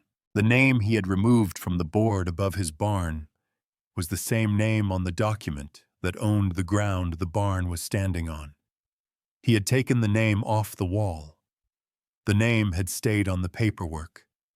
And paperwork, as my father had understood better than anyone, outlasts everything you can hang on a wall. I let him sit with that for exactly as long as it needed. Then I said, for the first time since I had knocked on this door, we should do this inside, at the table. I had sat at that table for 15 years. Always at the end nearest the kitchen, the seat that got the draft. When the back door opened in winter, the seat where the table leg was slightly uneven and rocked. If you shifted your weight, the seat that said, without anyone having to say it, that the person sitting there was adjacent to the meal rather than central to it. I had eaten Sunday dinners in that seat for 15 years, and I had not once thought to move. Thomas pulled out the chair at the center of the table and looked at me. I sat down. The cherry wood was the same. The same grain, the same patina from 30 years of Sunday dinners and holiday meals, and the particular wear that comes from a family that uses its furniture instead of preserving it. The overhead light was the same. A photograph framed in dark wood, taken sometime in the 1980s, Samuel, standing in front of the original barn in a work shirt with his arms crossed and the expression of a man who has just finished something difficult and is quietly satisfied about it. I had not looked at that photograph in 3 years. I looked at it now. Derek came in from the hallway and stopped at the far end of the table, remaining standing, which was a choice, the choice of a man who believes that height is leverage and has not yet understood that leverage has changed hands. Evelyn sat in the chair to his right without being asked, smoothing her slacks with both hands, in the habitual gesture of a woman composing herself for a performance she is no longer certain she can deliver. Thomas set the briefcase on the table and opened it. He laid the documents out in a clean row across the cherry wood, the trust instrument, the recorded mortgage, the payment history, with 15 years of $940 entries, the forged guarantee with Derek's version of my signature, the California Department of Health Care Services application, with Evelyn's name as authorized representative, Gill Parish's transfer records, and 47 photographs, the time-stamped file list from Margaret Cooley's phone. He did not explain them. He laid them down and stepped back and let them exist on the table the way evidence exists, not as argument, but as fact requiring no advocacy, asking only to be read. Derek stared at the row of documents for a long moment. Then he pulled out the chair at the far end and sat down, which told me that the standing for leverage calculation had failed faster than I expected. He picked up the forged guarantee first, his mother's son going for the thing he thought he understood best, the thing he had created, and therefore believed he could manage. "This is," he started. "Your signature," Thomas said, imitating your father's.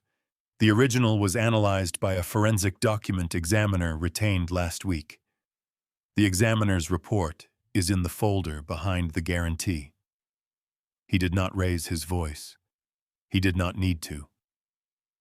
California Penal Code 470, felony forgery of a financial instrument. The Shasta County Sheriff's Office has been notified and is awaiting your father's instruction on whether to proceed with a criminal complaint. Derek set the guarantee down. He picked up the Medicaid file. Evelyn's hand moved across the table. A small, involuntary movement toward the document stopped before it completed itself. She pulled her hand back and placed it in her lap. She did not look at Derek. She looked at the table surface in front of her, with the expression of a woman who has just understood that the room she prepared for is not the room she is in. "The California Department of Health Care Services application," Thomas said, "filed 18 months ago. Authorized Representative Evelyn M. Hale. Benefits received over 14 months, $19,880. The filing contains material misrepresentations about the applicant's financial status and capacity.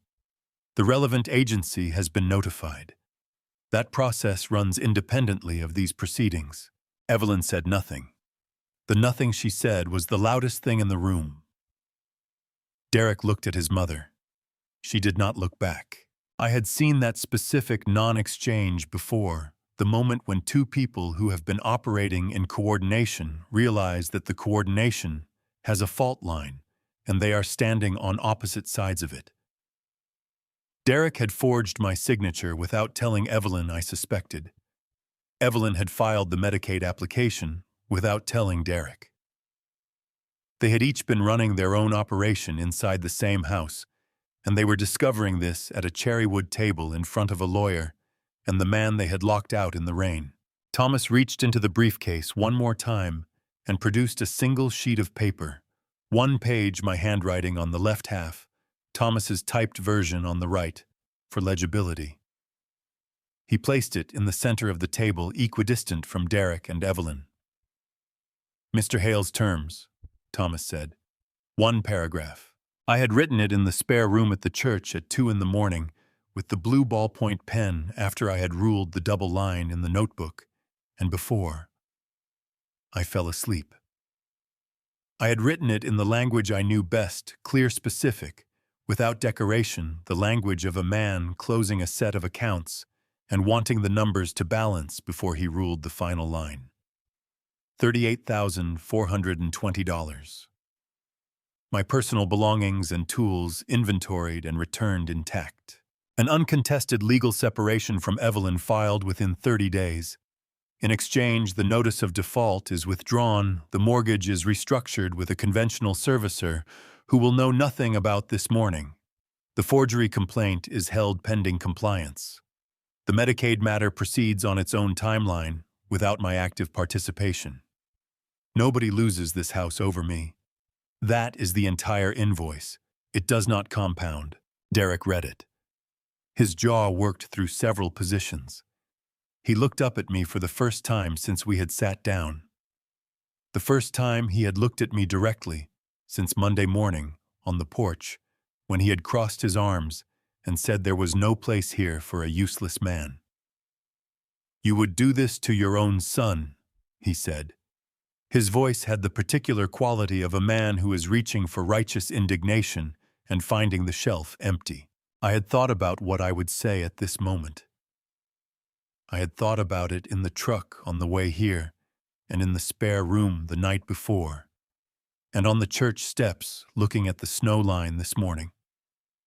I had thought about whether to say nothing, which had a certain authority to it.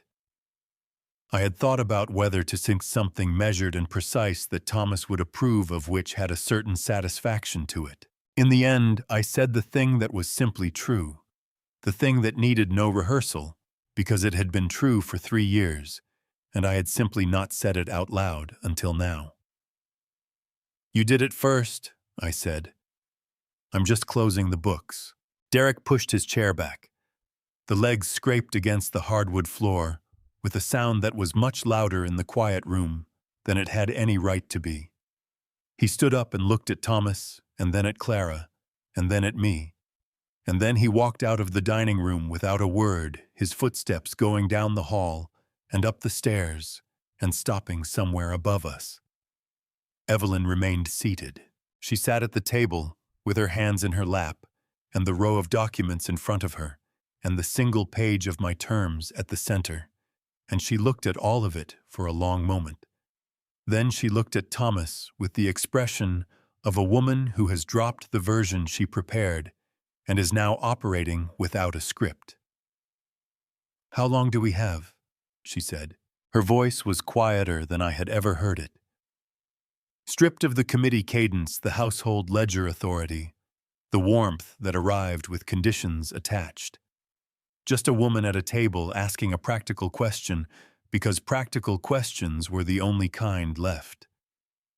Thomas began to answer her. I sat at the center of the cherrywood table and looked at Samuel's photograph on the wall and thought about my father in the front pew of Millbrook Community Church in March, planning for a morning he hoped would never come. It had come. And here at the table where I had spent 15 years eating at the wrong end, the planning was working exactly as he had intended it to. Thomas answered Evelyn's question, the way he answered every question, precisely without padding, giving her exactly what she needed, and nothing she didn't. "The notice allows a cure period," he said. "Your attorney will explain the specifics. I would strongly recommend you retain one before the end of this week." He slid a second copy of Arthur's terms across the table toward her. "What is in front of you is not a demand designed to be negotiated down. It is what it is. $38,420. Personal property returned intact. An uncontested separation filed within 30 days. In exchange, the mortgage is restructured, the foreclosure is withdrawn, and your family keeps this house. That is the complete transaction."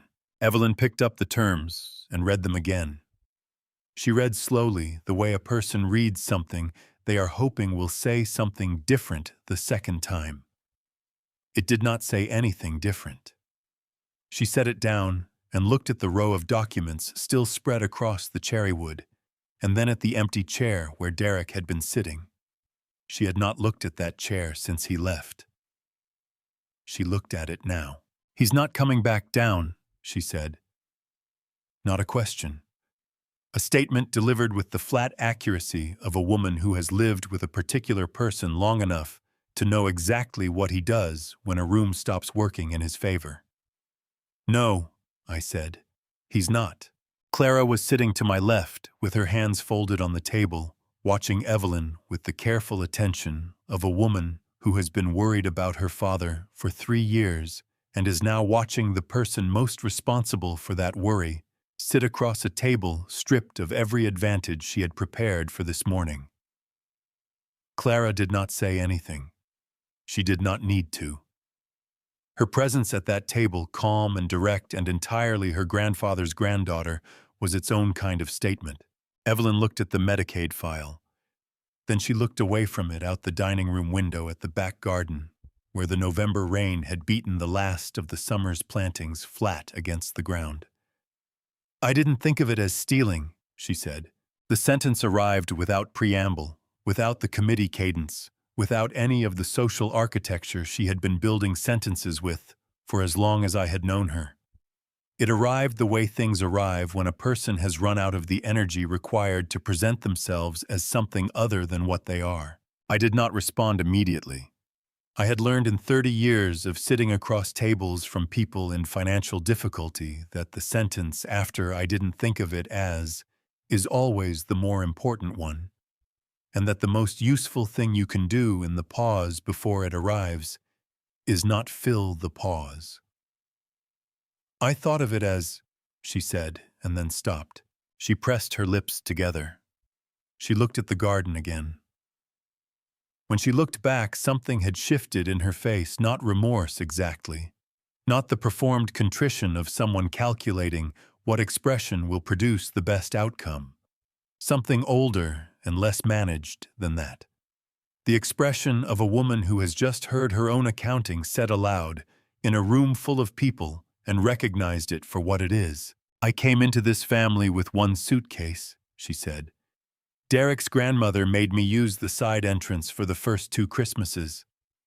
Did you know that the side entrance? Because I wasn't a Hale yet. Because I hadn't earned the front door." Her voice was even factual, the voice of someone reporting, rather than confessing. Samuel never warmed to me. You know he didn't. I knew it from the first dinner. And I spent 15 years in this house trying to prove to a man who was already gone that I deserved to be here. I did know. I had known for 15 years and had filed it in the place where I kept things I was not ready to examine. "So you built a system," I said. She looked at me. "I built a system," she said. "The ledger, the contributions, the household accounting." A pause. "Everyone pays. That's how a family like this survives. That's what I learned from watching how this house worked before I was in it." She picked up the terms again, looked at them without reading them. She stopped again, set the paper down. "I didn't notice when Derek started using the system the way I had taught him to use it. On you." Another pause shorter. "Or I noticed, and I told myself it was the same thing. Earning your place. Contributing. I told myself that. She heard it. I watched her hear it the exact moment the sentence she had just spoken landed back on her own ears, with its full weight, the moment she understood that what she had called a family's survival system, Derek had learned to call justification. She had built the machine. He had simply aimed it.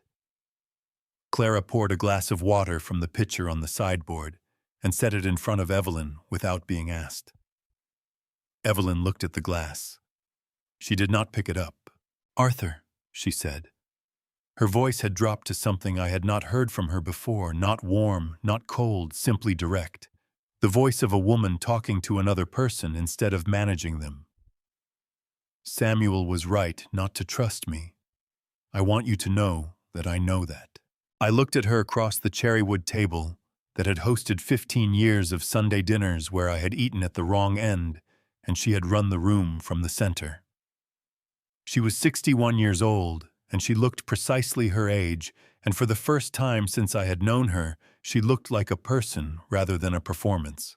"My father wasn't right about everything," I said, "but he was right about paperwork." I looked at the terms on the table between us. "Sign it, Evelyn. Take the house. Figure out what you want to do with it. But sign it." She picked up the pen Thomas had placed beside the terms when he laid them out. She held it for a moment, the particular hesitation of a person who understands that what they are about to do is not reversible and has decided to do it anyway. Then she signed. Thomas collected the document with the careful efficiency of a man completing a transaction he has been managing for 20 years. He placed it in the briefcase. He closed the clasp. "We'll give you until the end of the month to respond in writing through your attorney," he said to Evelyn, rising from his chair. "I'd recommend you don't wait that long." I stood up. Clara stood up. I looked at Samuel's photograph one last time, my father in his work shirt in front of the original barn, arms crossed, quietly satisfied. I thought I understood now what he had been satisfied about. It was not the barn. It was never the barn. I had kept the carriage house key in my shirt pocket for 11 days. Not deliberately at first. It was simply there when I walked out of the hospital, the one object I had taken from the nightstand before the discharge nurse arrived. By the end of that first week, it had become a habit I did not examine too closely, a worry stone, the one object that still said in the tactile language of metal against palm, something was promised here. One week after the Thursday meeting, Clara drove me back to Beaumont Road to collect my tools and equipment, staged in the side yard per the terms Evelyn had agreed to. A portable generator, 3 toolboxes, my father's pipe bender, which Derek had apparently not recognized as mine because it did not look like anything worth claiming. The tractor diagnostic equipment I had bought with my own money. We loaded the truck in silence that was not uncomfortable, the efficient silence of 2 people who know what they are doing and do not need to narrate it. The December morning was cold and bright, the sky that particular hard blue that comes after a long Northern California storm has passed through and left everything clean. We were almost done when I reached into my shirt pocket. The key was still warm from 11 days against my chest. I held it in my palm and looked at the carriage house at the back of the property. The window I had argued for with Gil was catching the morning light at exactly the angle I had imagined when I first walked through that gutted building 2 years ago and furnished it in my head. Somebody else's window now. I walked up the 6 porch steps, I counted them, I always counted them, and placed the key on the flat top of the railing with one finger. Lightly. The way you set down something you have been holding long enough that the setting down is its own ceremony. Above me from the east wing window, old wood shifted under weight. Someone standing at a window trying not to be heard. I did not look up. Clara was at the bottom of the steps. I'm returning the only thing of theirs I ever wanted, I said. The carriage house. The idea, I said, that if I contributed enough, there would eventually be a door with my name on it that nobody could take back. I should have read that contract more carefully. She was quiet for a moment.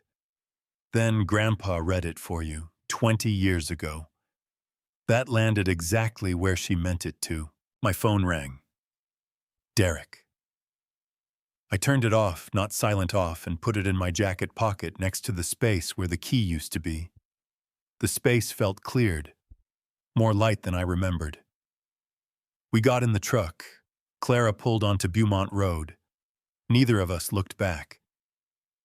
Wherever there's coffee, I said, and somewhere we can talk about what comes next. She turned the heat up without being asked. I know a place, she said. I did not watch it happen. Small towns deliver their own news, whether you ask or not. Hank tells the diner tells the post office tells the church, and Pastor Ray, to his credit, never repeats what he hears in a pastoral context, but the quality of his listening has always been enough to confirm whether a thing is true.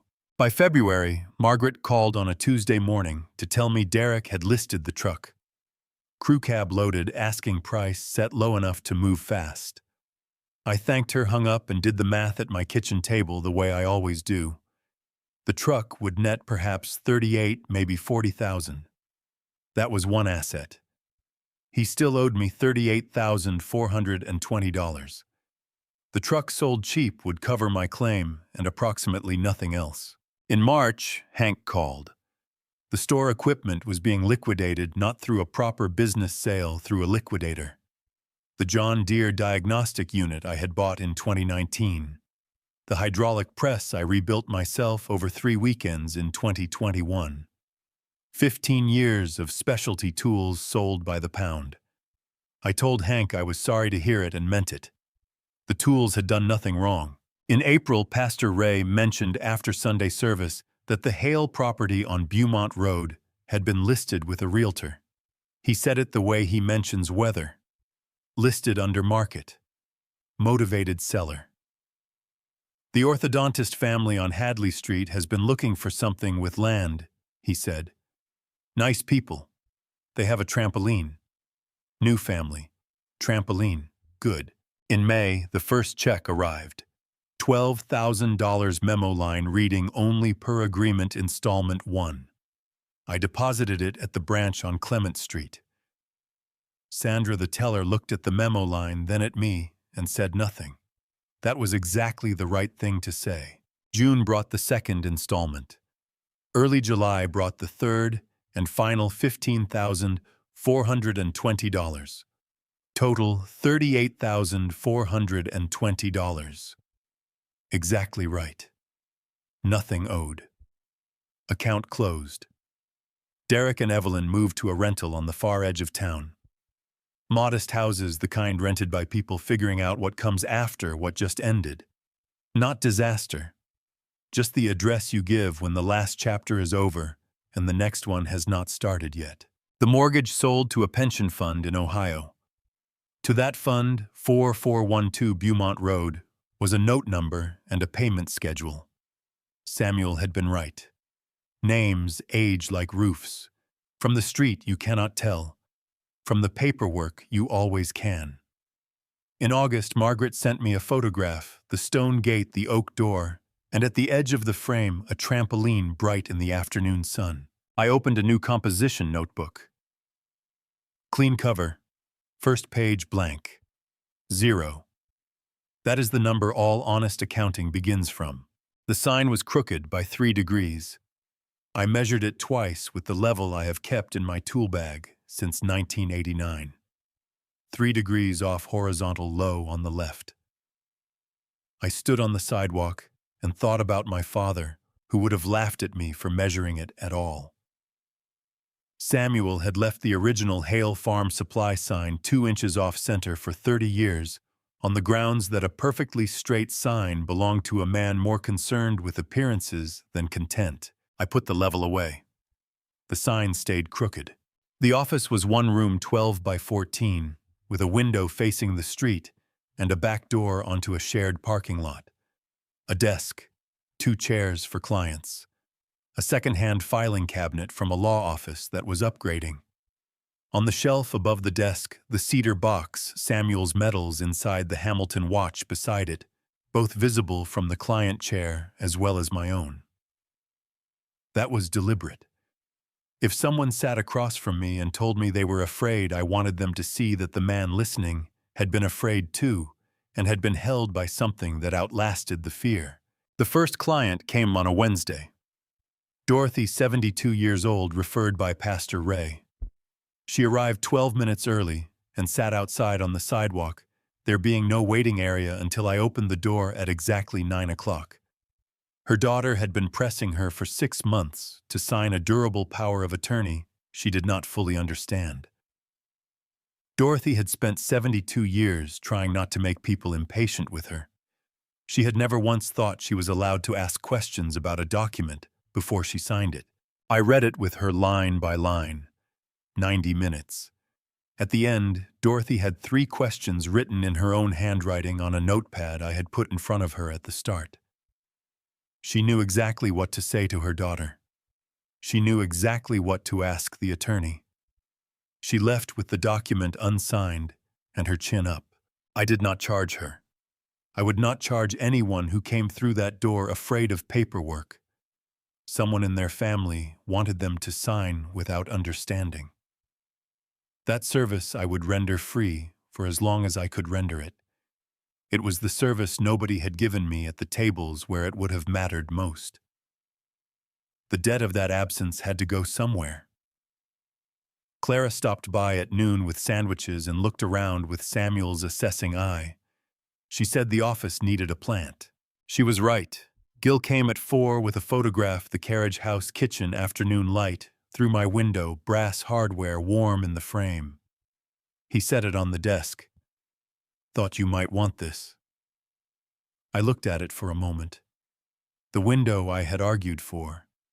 The room I had built twice, once in my head, once with my hands, and then walked away from with one key on a porch railing. Somebody else's window now, Gil said. It's all right, I said. I know what went into it. Thomas called at 5. 3 more cases like yours. People who need someone who has been through it. A pause. You interested? I looked at the cedar box. Samuel's medals, the Hamilton watch still running. Send them my way, I said. My key ring carries 2 keys now. The office on Birchwood Lane. and the front door of a small house 4 blocks from the church where Pastor Ray kept the lights on for me on the worst night of the year. 2 keys. Exactly the number a man needs, and not one more. I sat on the porch on a Tuesday evening in October and watched the light leave the valley the way Northern California autumn does it slowly, then all at once. Clara had come for dinner. She brought soup without being asked, and without making it mean more than it was. We ate at the kitchen table and talked about her work, and my clients, and the philodendron she had put on my office windowsill because she said low maintenance suited my personality. She drove home an hour ago. The porch was mine. I reached into my shirt pocket. The Hamilton watch was there, carried loose the way my father carried it in the field. I held it in my palm and felt the second hand moving through the case back. Still running, 57 years since Quang Tri Province, and it had not once stopped for any reason that mattered. God keeps better time than we do. I have always believed that. The cedar box sits on the shelf above my desk at the office. I put it there so every client who sits across from me can see that the man reading their documents alongside them has lost things too, and was held by something that outlasted the losing. That is the whole credential. 2 keys, 1 house, 1 office. Clara on Friday evenings, Thomas with new cases, Gil stopping by more often than his route requires, Pastor Ray on Sundays, Margaret's Tuesday calls. The gap on the key ring is gone. It took me 63 years, 1 steel case briefcase, and a father who loved me by making sure that when the worst morning came, the ground was still there. God built the ground. Samuel read the paperwork. I finally understood both.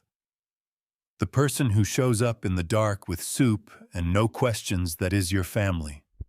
The rest is a contract you are allowed to renegotiate. I spent 63 years believing that if I worked hard enough, fixed enough things, and made myself useful enough, I would eventually earn a permanent seat at my own table. I was wrong. And I hope you learned that lesson cheaper than I did.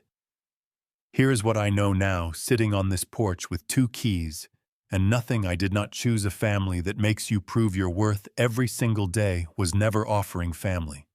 It was offering a contract. And contracts eventually come due. Do not wait until they change the locks to read the fine print. Read it now. Read everything. God does not waste the hard seasons.